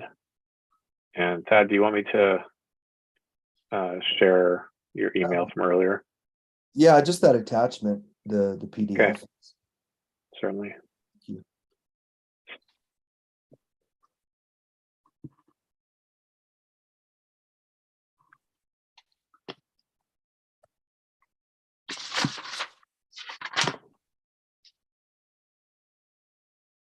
Yeah, so I've been working with Spencer, I'm spacing on his last name right now at OSBA on all the sort of policy updates. So just to fill everybody in on some background, we as a charter school, like most charter schools, maybe all charter schools in Oregon, subscribe through OSBA. We pay a fee every year to get a couple of things. One is recommended policy updates that we should make, and those get mailed out to us periodically. And then our online policy manual, which, you know, all of you should have seen in the past and that we can easily point people to, is actually maintained by OSBA. So when we adopt a new policy or an amendment to a policy, that manual just gets pseudo magically updated so that we don't have to worry about that as a school. We have been behind on doing these updates for about 2.5 years now. And in fact, the last policy that we updated that we adopted as a board is actually on here. It was the used to be called All Student Belongs. Now there's a recommended update to name it to Every Student Belongs, but the All Student Belongs policy, and then some complaint procedures around what are called bias or discrimination incidents. So those are policies ACB and ACB-AR. Those were the last ones we adopted at the very end of 2020. So I've been working with Spencer to get the missed policy update packets that we didn't process since the end of 2020. And then I've gone through them and listed here all the different policies in those packets, and kind of each column sort of lists the date the packet was sent out. In the past, as a school, and this long predates my time on the board, we've generally just focused on the required updates. As you can see here, the updates span, you know, things that OSBA considers required to conditionally required, all the way down to optional. I'm not saying that we need to continue that, you know, only doing the required updates as a general rule, but I do think from a prioritization perspective, we should probably start there. My plan, if the board supports it, is to start with the required updates. There's 13 of them here, and sort of categorize them. Many of these are relatively simple language updates to policies we already have in our manual. Some of them are brand new policies. But like, as a for instance, we have a discrimination and complaint procedure, just to go down the list. I believe we have a local wellness policy right now. We have a workplace harassment policy. We have a policy on use of restraint or seclusion. I just mentioned the Every Student Belongs and bias incident complaint procedure policies. Many of these will be relatively simple. They're updates that usually include, you know, updated language to either, well, I don't necessarily know all the reasons why the updates are there as far as changes in language. And sometimes there's additions to accommodate maybe something that happened elsewhere in the state that the policy was murky on. So my advice would be that I start by going through these updates and in the, you know, the required ones, and that we as a board work through processing those first. And, you know, most of you, I think, probably haven't been through a policy update procedure, but our normal procedure is that we present, we have we do these in regular board meetings, so usually not special meetings. So, and we do 2 readings. So we have a first presentation of the recommended policy update, adoption or change, and that's called a first reading. In the past, when I've presented those, I usually present the policy and it's got strikeout language so you can see what's changed. So you don't have to like read the whole policy and scratch your head and like, what's different about this compared to what we already have? Like, it's clear what's already changed. And then I usually try to just provide a description of, here's the reason this change is being recommended.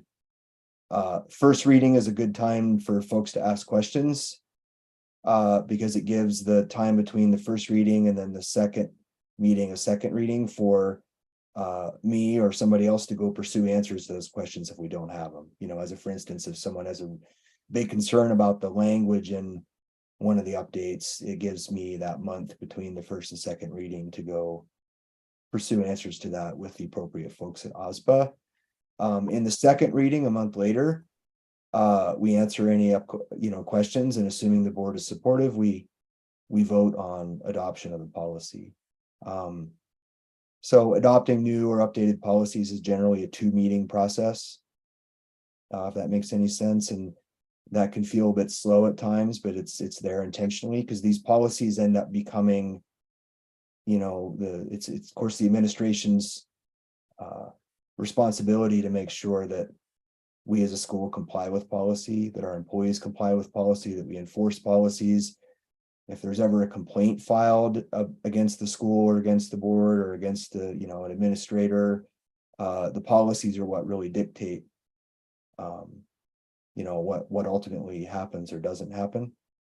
And they're also, I think, probably most importantly, a place we can point as board members, concerned members of the public, if they have questions about, what is the school's stance on, racial discrimination, or, we can point them to a very specific policy that not only describes how we operate, but what the procedure is for handling an instance where, someone might think we violated that policy. So again, hopefully that, sorry if that's long-winded. I'm not sure how much in the board trainings has been, policy update and adoption has been covered. So I wanted to sort of go over what our general process has been. In all my time in the board, again, we've really only looked at the required policies. We just kind of ignore all the rest of them. I don't know that we should really do that in this case. There's some of the ones that aren't required that I think are definitely worth a look. I see a policy here on expulsion. There's some highly recommended updates to public complaint procedure and public participation and comment at board meetings. Those are probably worth a look, but not as a first priority. The required ones, I think, are really the things that should be at the top of the priority list. I have a question to add. Yeah. On policies that we already have in place, but they've made an edit to, whether it's wording or lines or added content, does OSBA recommend that we still read through the whole policy, or do you just read the edited and updated sections? What's the recommendation there? Yeah, so a lot of I think it's always wise for the board to have familiarized yourselves with our policies. I mean, it's a lot to ask for any board member to be able to, memorize our entire policy manual and be able to just quote things off the top of your head. But I have found it very useful to know, like, we have a policy about use of restraint or seclusion. So if, someone expresses a concern to me or just has a question about, like, what is the school's stance on physical restraint, rather than it turning into an opinion thing, I can go straight to the policy or point that parent straight to the policy. So to bring that back around to your question, the way these updates, if it's an update in wording, which a lot of these are, you'll get the entire policy in the packet I'll mail out, but it'll have strikeout language to show you exactly what's changed. So just the plain black text isn't not a change. It'll be if words are deleted, they've got a red line through them. It's pretty obvious, like, what the actual recommended change is. And it's important to see that in context, because sometimes it's literally like changing 2 words of a sentence. you Right. know, for something that makes the sentence maybe a little less rigid or a little more broad or a little less broad, depending on what they're trying to accomplish. Can I Is that- propose for simplicity that you just send us the document and then we could maybe comment on ones we don't agree with, maybe, since this is so extensive? Starting with just the required policies. Or just any of your recommendation. If you maybe recommend all of these, then we can just read it as such. Yeah, I don't, my only concern, I mean, this is, each one of these is a separate attachment. So there's a litany of attachments. I'm a little concerned with sending them all an email and having people email me back like what they agree or don't, because I'm afraid that could turn into a kind of a serial meeting. Right. I'm worried about that too. Yeah. So I think, you know, I really think what makes sense, but I also don't want to have meetings, the next 3 months of meetings be dominated by, you know, we spend 3 hours on nothing but policies. So go ahead, Emily. Well, so the way that the city council does this kind of thing for ordinances is they have the 2 readings, but it's reading by title only. And so it moves pretty quickly. So if there is conversation that needs to happen on a specific ordinance, or I'm sorry, on a specific policy update, then there's opportunity for that, but we could go through the process. So yeah, and by the reading, title. Go ahead.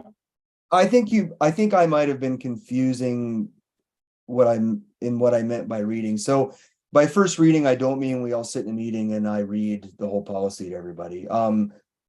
What I mean is I email them out ahead of time, I think kind of along the lines of what you're suggesting, McKenna. And then, so everybody has the chance to read them before the meeting. And then we come to the meeting and the first reading would literally be like, all right, everybody I'm just to go down the list here. The recommended changes to our policy ACAR, discrimination and complaint procedure. Does anyone have any concerns about those recommended changes? And if nobody does, then we don't spend any more time on that.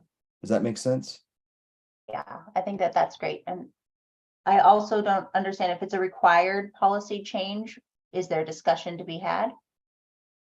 Yeah, yeah, I believe there is, and but it's not. I've never been part of a required policy adoption from OSBA that like wasn't just a slam dunk, that like everybody didn't just agree that of course we should have it. So it would be a first for me if like we went through one of these and we had big concerns. We'd have to just pause adoption of it and go back to OSBA and understand like, why is this required? And there are ways to change, you know, insert your own changes to the policy, but that needs to go through legal review, because if, you know, you can get in a lot of trouble just writing a policy without proper language and everything, right? So the benefit of the policies as recommended is that they've already had all that legal vetting through OSBA. Like probably the most practical example I could think of, Emily, to you know, something that might turn into like, well, we're not sure what to do here, would be like if there was a policy on paid medical leave and, you know, that was highly recommended. I think there might even be one on here. And we're just not sure what that means as far as cost or financial commitment for the school. We'd obviously have to understand that before we just go off and adopt it, right? Or if there was something in a restraint or seclusion policy that we as a school board and an ED just feel like is questionable, then we'd have to, but I've never seen a required policy change that's controversial, at least not amongst the boards I've been on, if that helps.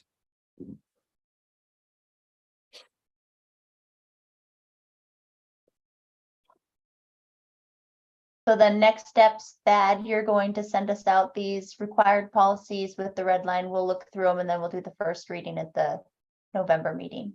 That would be my recommendation, is that November meeting, we do the first reading on no more than the 13 required policies that are changes that are listed here. I think doing more than that in one meeting is going to become a long. We could do less than 13, although, you know, then we have to decide how to cut that list out. I think we should just go for all 13 of the required policy updates, first reading in the November meeting. Will, as you phrased it, I think very clearly, Emily, do a plan on a reading by title. So the expectation is I'll get them out to everybody 1 to 2 weeks before the meeting. And so you have time to actually look at them.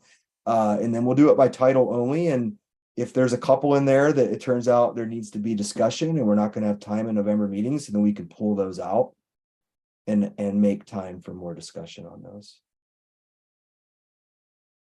Sounds good.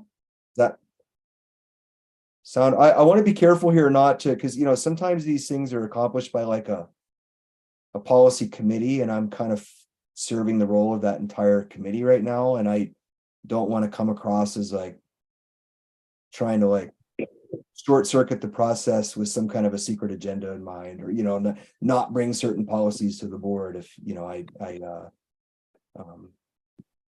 Well, we can all talk after we've looked at the required. We can talk about which other ones we might want to look at. Yeah, absolutely.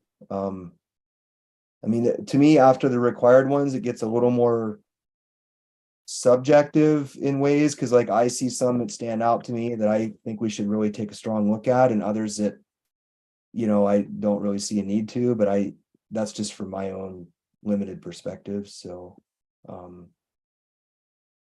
yeah, I think I would appreciate some additional input on the things below required. No hurried time frame on that, but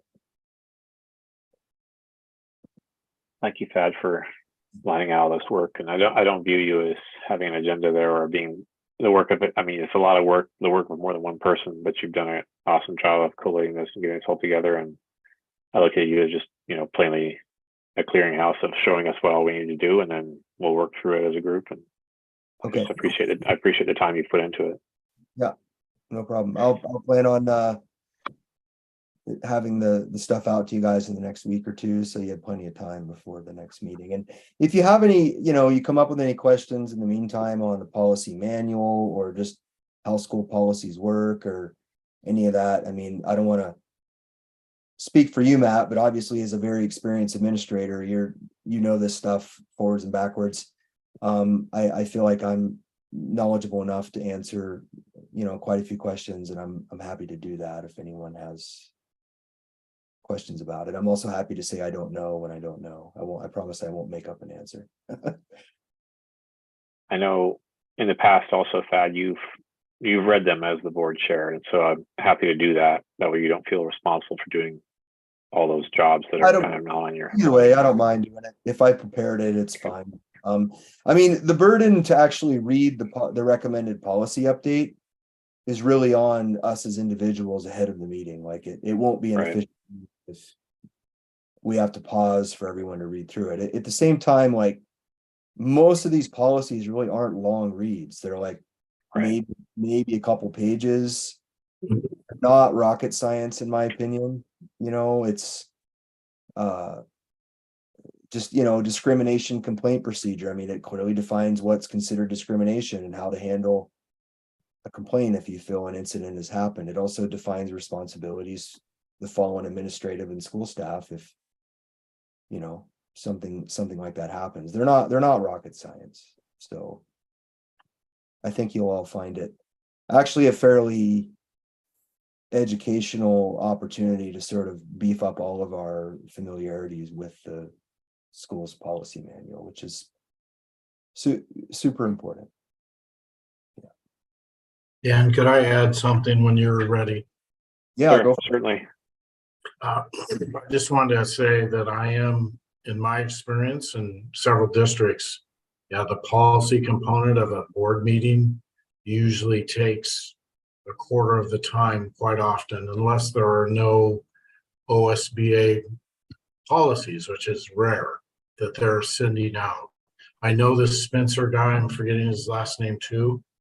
And often I've seen the leadership of the board either do what Thad just suggested and encourage everyone to read the policies that will come before in the first reading, or assign a couple of people to maybe do more research. But he's absolutely right that it just can't be sort of collectively discussed. It is all a public process.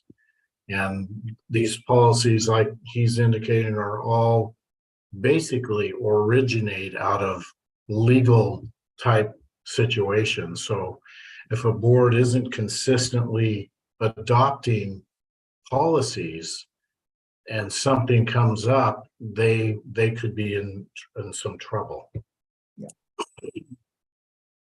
Yeah, I mean, like I said, I haven't, in my, 6th year on the board now, I have yet to be part of, and I have, while we haven't done so much of this the last couple of years, I've been part of plenty of policy revision processes and years on the board. And in Mosier, I've never seen any of the required stuff be controversial. With that said, like the last big policy that we adopted was the Every Student Belongs policy. It's listed, there's some updates to that listed on here.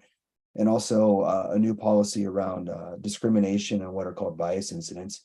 And there was no controversy around that in Mosier, but across the nation, and especially within the state of Oregon, there was significant controversy. And there's some districts elsewhere in the state of Oregon that initially adopted those policies and then rescinded them and then got sued because they rescinded them. And I won't name those districts, but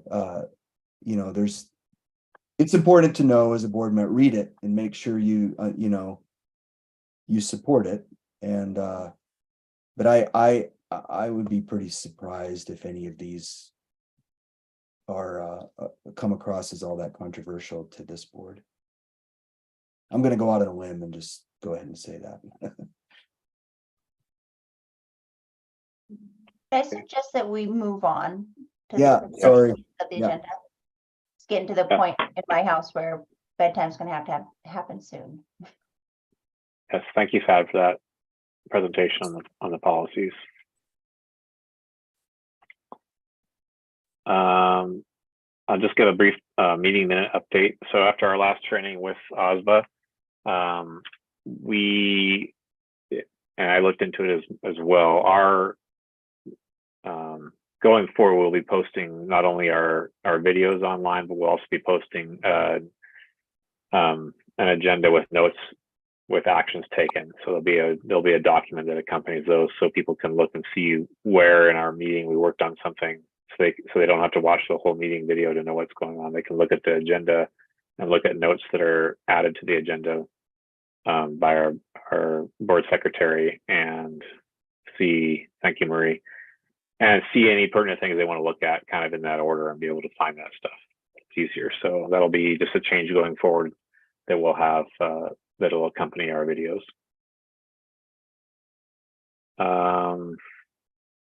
Our next item, number 11, is just an approval. So when Julie and I were sent off to negotiate with Matt and get him the contract and everything else that we got back from our lawyers, we had a stipend part of that, a housing stipend that we need to get board approval on. That was part of his contract that was added in, part of our negotiations in the end. And Matt, I don't have your contract right in front of me right now, but I believe it was $2,100. Is that correct? And so that's just an approval that was part of our compensation package for our ED. Is there anyone that has any questions about that? Okay, I just want to make sure we got that out and officially vote on it as a board, so it's all out there. So I'll propose that we approve the housing stipend of $2,100 a month for our interim ED. Do we have a second? Thank you, Tad. All those in favor? Thank you. Any opposed? Motion passes. I have an update, item number 12, the 24-25 ED search update. We met with Rob, and he's watching right now on YouTube. And I have a timeline that I'll just share my screen so that everyone can kind of see what our timeline will be for the interim, or sorry, for the next ED search. So give me 1 second and I'll pull that up.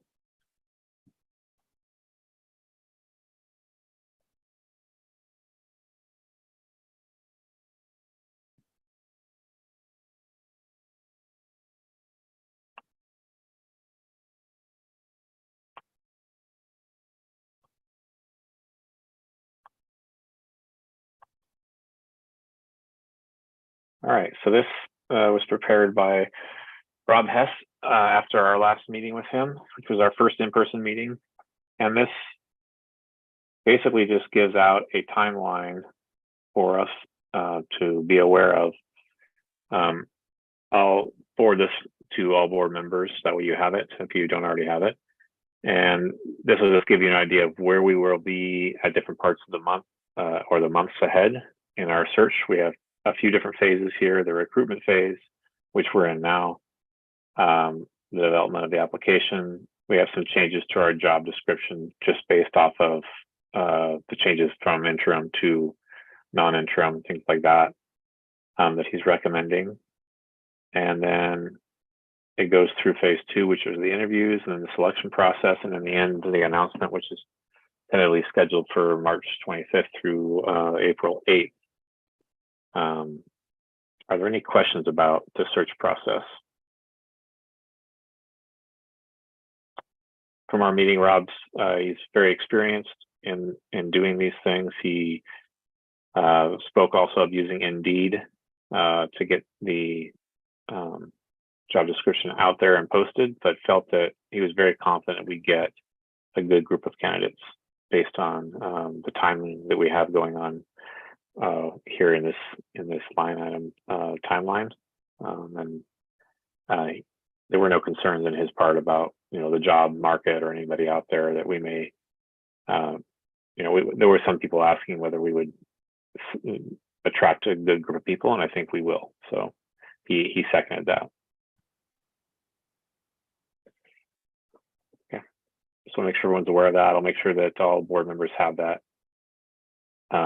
email with that timeline, and if there's any questions, please reach out. Yeah.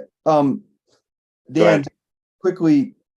So where are we on those first items? That have we approved the job description, or we have our past job description from our last our interim ED search, and that's the one he's using. He has some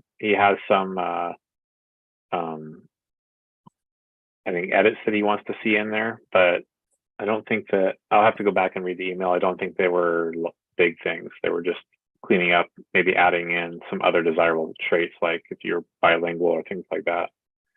It wasn't, it was taking the existing job description we have already set out that we used. I think those qualities and qualifications, though, have to be shared publicly, and then we've got to vote on them. I don't think we can just edit that stuff. That's correct. Yeah. 1 second.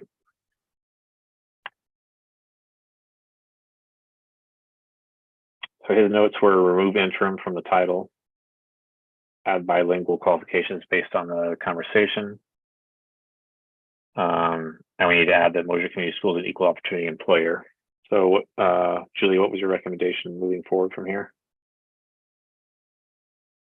Well, maybe Thad recalls better than I do, but my recollection is that the qualities and qualifications before you post an ED job have to be shared publicly. And you have to receive public input and then voted upon. So I don't know if just having gone through it for the interim already, we're covered, or if we need to do that again. But we have, I got to deal with that baby. I also can't stay much longer. Certainly. Let me, I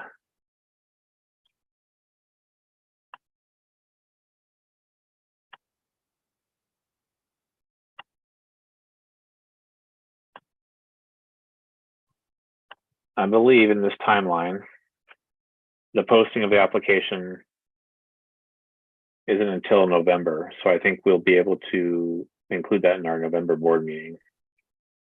Yeah, I think public information. I think the best way to cover ourselves is in the November board meeting, the job description we intend to post and the qualities and qualifications just need to be shared as a complete document. That most of it's probably stuff we already voted on for the interim search, but I think just in the interest of reaffirming what we're looking for and making sure that it's clear that what applies to the permanent position, I think we should just make that a must for the November meeting. Certainly. I think that's But then fair. I would just add that, having some way now to alert the public that we will be updating the interim ED job post. I don't know if that's still publicly available somewhere, and if that anyone has feedback on that or wants to offer comments, the November board meeting is the time to do it, because we will be finalizing that posting. And right now we're planning to basically adopt the old posting that we had, unless we get feedback about changes that are needed from the public Okay. or from the board. I'm just taking a note here for the November meeting.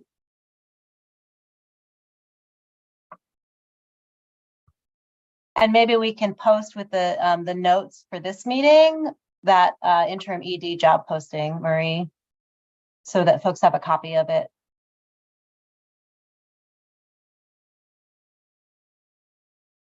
And Rob is just texting me that that's a good idea, putting that up in November. Place the updated job description in November. So I think he's in agreement with what you're saying.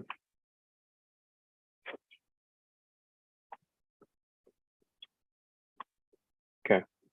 I'm just going to go right back to the agenda unless there's any other questions on that.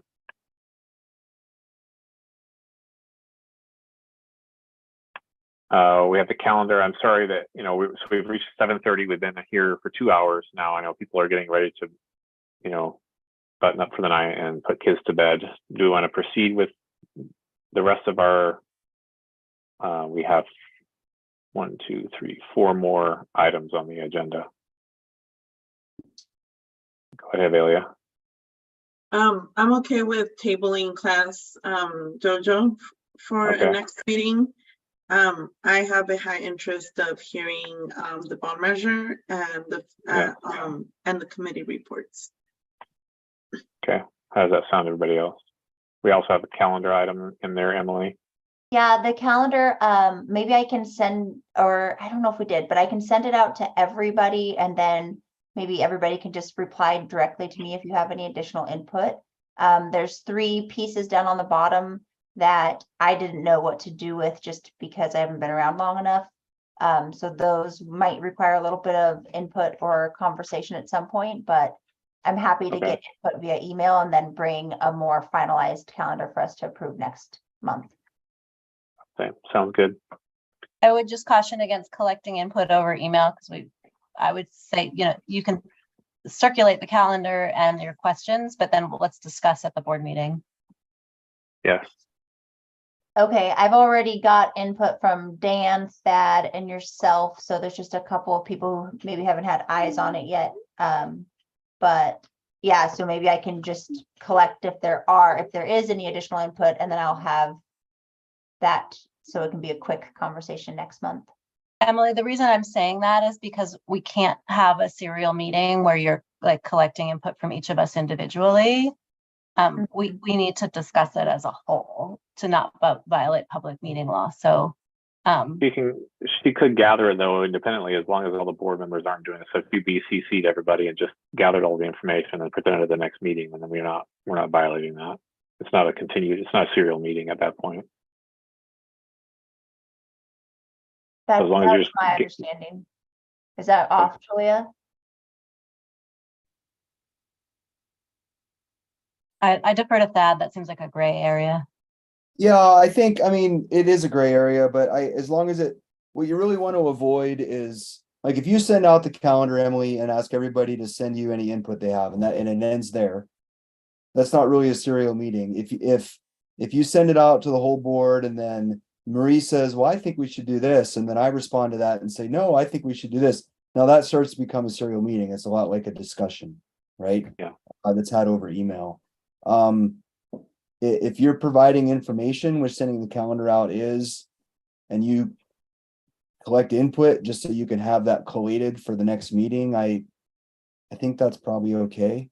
I think, well, in our last board training, Kristen said that if we BCC'd everybody on the emails and received that information back so that everyone else couldn't see what information everyone else was saying, then there's not a continued meeting going on. It's just one person taking in all the information that can then be presented at a meeting. Agreed. It also isn't stuff that'll take much time anyways. We just have to put it on the calendar so I won't send it to anybody else. Mhm. We can talk about it next time. Yeah, another really easy way is just don't, if Emily, you send it out to the board, if anybody replies, don't do a reply all, just respond to Emily. Right. Right. So, Perfect. Okay, that'll bring us to item number 15, which is the Dallas High School bond measure. Dan, And go for it. one more thing. There was a request today from Daphne to finalize our dates for 2024 meetings. I think it was going to be okay to just set them for the second Tuesday and then modify as needed, but you let me know whether we want to do that, Yeah. or we want to push that as well. Let's just, for 2024, set them for the second Tuesday. So Emily, this will be into your calendar there. For it'll be the second Tuesday, and then we'll modify as needed. I think there's 2 months in 2024 towards the end of the year that I can't do the Tuesday, which we can modify. I'll get that email out to the board on those dates, and then we can get it to Daphne after our meeting here. But I believe the second Tuesdays work for almost every month next year, except for 2, at least for my schedule. All right, thank you, Julia. All right, so I have a referendum here on this bond measure. Initially, Marie and Thad, you had talked about reading it. One of you had talked about reading it. I know Thad's name was brought up, but you look like it. Maybe you're not. I'm happy to read it. It was an email sent out to all of us, and I can just plug in Mosier Community School in the wording. And Marie, while I'm looking for that, you're welcome to add in anything that. Sorry, I just want to clarify with everyone because I'm the board secretary that needs to communicate with the executive secretary.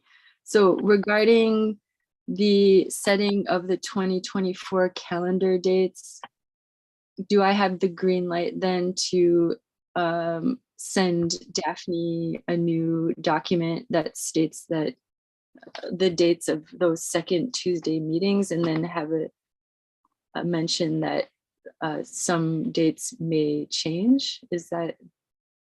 I think so. Okay. That seems reasonable. well, we should probably just vote on that. So I'll move that we ask Marie to work with Daphne on setting our future meeting dates. It's the second Tuesday of the month. And as board, we'll tweak those as needed on a month-by-month basis. Thank you, Emily. Emily, second that. All those in favor? Any opposed? Thank you.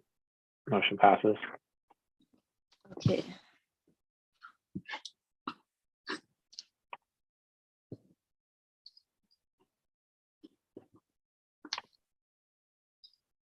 Marie, would you like me to screen share the board resolution?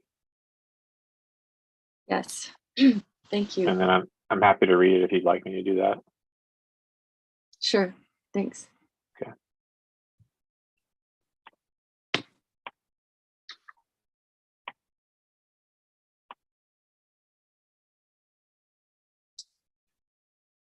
Can everyone see that?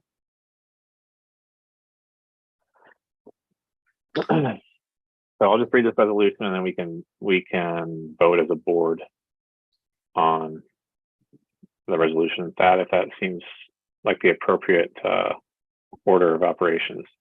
If it doesn't seem appropriate, please stop me. A resolution of the Mosier Community School Board of Directors taking a position of support for the North Wasco County School District Bond Initiative for a new high school. Whereas North Wasco County School District number 21 intends to seek voter approval of a bond to build a new high school on the Wetumpka campus on the corner of West 10th Street and Hostetler Way West, and also make improvements to the old Dallas High School to continue serving as a space for alternative programs and district administration. And whereas quality educational facilities equipped with modern instructional spaces and tools are essential for providing our students with an education that fosters success. And whereas local businesses consistently identify the need for a modern high school facility as vital for recruiting and retaining employees. And whereas the new design for the Dallas High School will include safety enhancements such as a secure campus, energy efficiency measures, modern heating, cooling systems, technology integration, and ADA accessibility, all of which the current 1939 high school lacks. And whereas the Mosier Community School Board recognizes the importance of a high school that serves as a hub for quality education and community engagement, including athletic fields for a multitude of teams across the district, a centralized emergency response location. And whereas the community of the Dalles has expressed strong support for this initiative and is actively involved in its planning and implementation.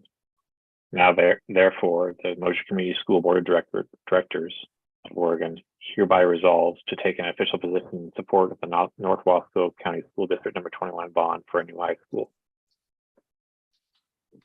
And make a motion that we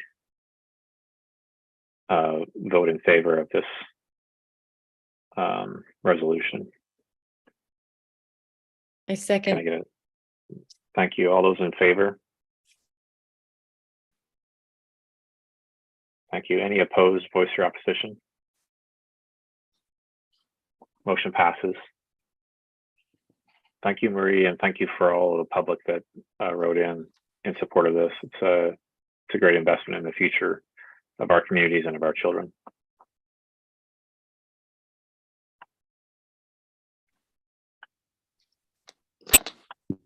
That brings me to item number 16, which is committee reports, with fundraising as the first one. Facilities is the first one and fundraising is the second. And then I did have a point of clarification on the committees. And we could talk about this more later if we want, but the facilities could either be a board committee or it could be an ED committee. Right now, with our change in job description with Dawn, it seems that it's more led by the direction of the ED and Dawn, and we have Marie on the board committee, but it's just something to think about as we go forward about where that committee reports to, whether it reports to the board or the ED. My personal opinion is, in its current makeup, having it be an ED committee that board members sit on and are involved in is more appropriate. It also aligns more of the reality of where the work is happening, not through board members doing it as much as through employees of the school. So that's an open thing we can talk about now or later. Just one of the things that came up after our board training was the organization of committees. And this to me seems, as it's currently acting, as a ED committee rather than a board committee. Go ahead, Adelia. I support that, especially with the new position of facilities that we have. I think that aligns very appropriately for this. Okay. Yeah, I like 95% support that as well. I think the only concern I have is just, like some of the security decisions we've made lately, like with the fencing and moving the middle school building and stuff. I think it's important to have those discussions in public session and in many cases include, opportunity for public input. And generally speaking, ED committees don't, it's not that they can't do those things, but they usually don't as have it sort of built into how they operate, right? So I don't think it precludes the facilities from being an ED committee, but I think it needs to be done in a way that doesn't come across as short-circuiting opportunity for public input. Certainly. Even public participation in the process. Go ahead, Marie. Yeah. This is a discussion that was brought up during our most recent meeting between Dawn, Matt, and myself yesterday, trying to determine, the best way forward with this. And I think that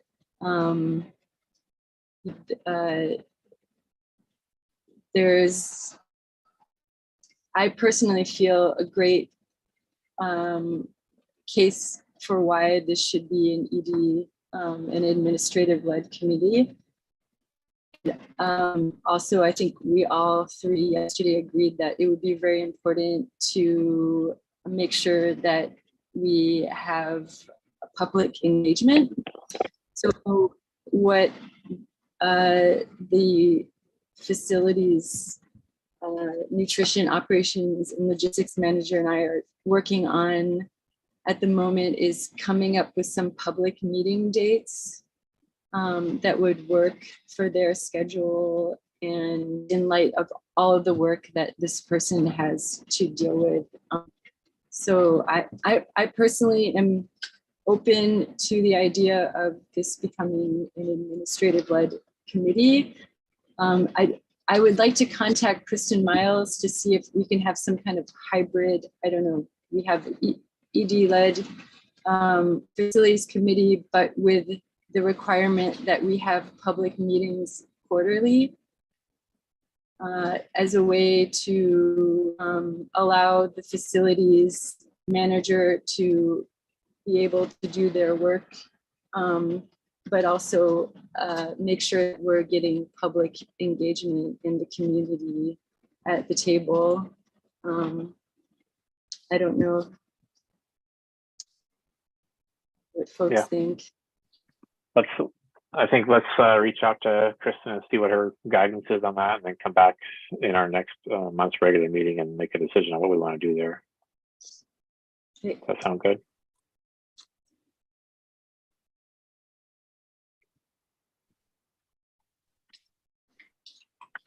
Okay, so that said, one component that came up during my meeting yesterday with John was that the budget for food and snacks will need to be addressed, and that the school currently pays for 100% of the snacks. This is the morning snack that is distributed to the kiddos in the morning before their lunchtime, and none of it is reimbursable to my understanding. So just something that I want to put on everyone's radar when we discuss the budget, that we should look at nutrition, because I was amazed that the amount that's spent on food per month is very low. So I just want to put that on everyone's radar. Moving on to facilities, as Matt mentioned, the ADA lift is functioning and meets ADA guidelines, and Don was able to salvage the metal handrail from the old ADA lift, and it's going to be used as a ramp for the middle school. The modular now has power that has been restored. There's a new transformer. The work party was able to paint part of the middle school interior, and Mitch is currently in the process of finishing that up. Matt Henry discussed the ADA ramp, and that should be completed in the next 2 weeks. The plumbing to the annex is still slated to be completed during the week of Thanksgiving. And when the middle school campus project is completed, all the middle schoolers will use the annex bathroom, and the modular unit will continue to have a water bottle system. The modular move incurred $11,250 of additional expenses. So the move in total at this point has cost $50,000, 570. The fencing project is still slated to begin within the month, barring supply issues. And the middle school fencing project will begin in a kind of second phase. The camera surveillance system, almost all of the cameras are in place. There will now be 15 to 16 cameras monitored by 4 different staff. And the cameras can also be monitored by key personnel after hours. And the doors are still slotted for arrival for October, November install. And so all the projects are moving forward. If anyone has any questions about any particular ones, I'm here to hopefully answer them. No, it's great that the work's still moving forward. Thank you.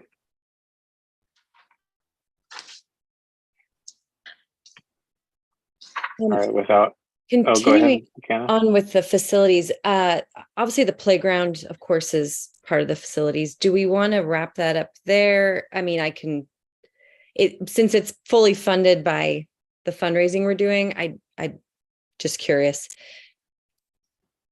I was going to leave it to the fundraising part, if that's Great. okay. And we'll close So, out facilities to move to fundraising. Yeah, well, speaking of public involvement, we are proposing, Tiffany Strands has 12 years of experience as a landscape architect designer and has offered to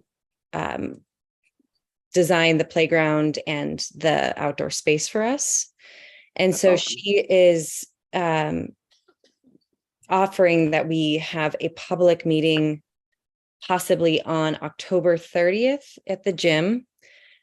And the other possible time was on November 2nd, but that I believe that sounds like the Dios de los Muertos, I'm sure I'm saying that wrong, party is going to be that evening, if my understanding is correct. So maybe we just try and schedule it for October 30th. Does anybody have any issue with that? Jen, if you're still on, I know we spoke about this before your meeting, but it looks like she's already off. I know it was working with her. The 30th, we haven't set a time yet. That's a Monday.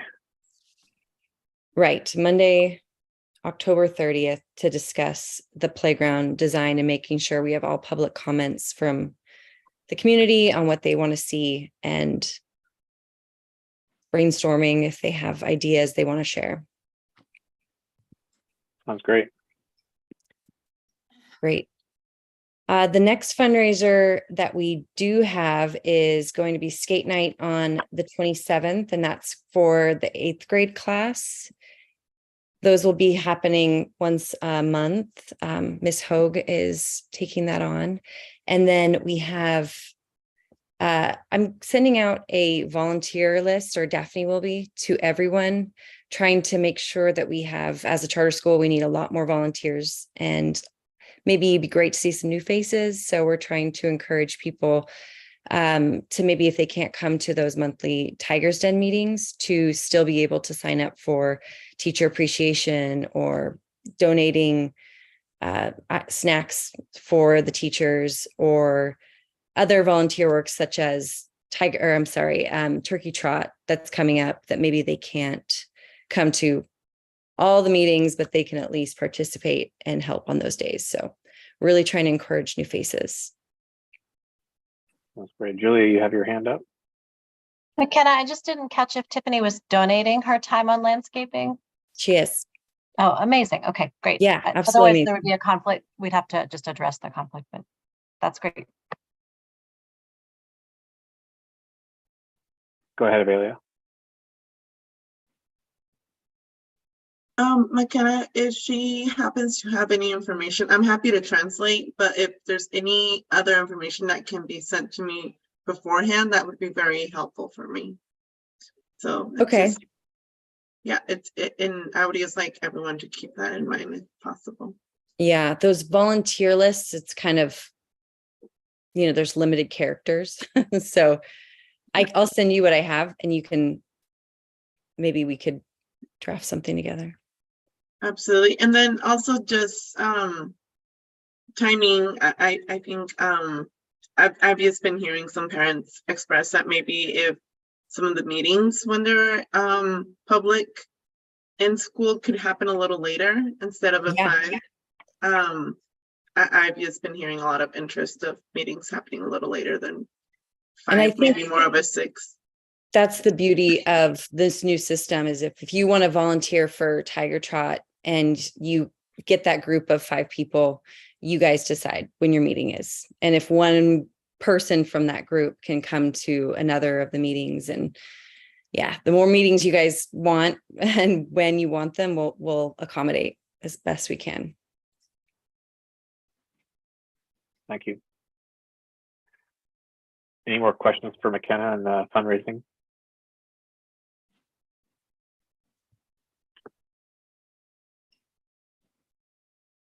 All right, I think that brings us to the end. Adjournment. Thank you so much for all your time tonight. We got a lot done. Appreciate you all being here. Have a great evening. Bye, folks. Good work.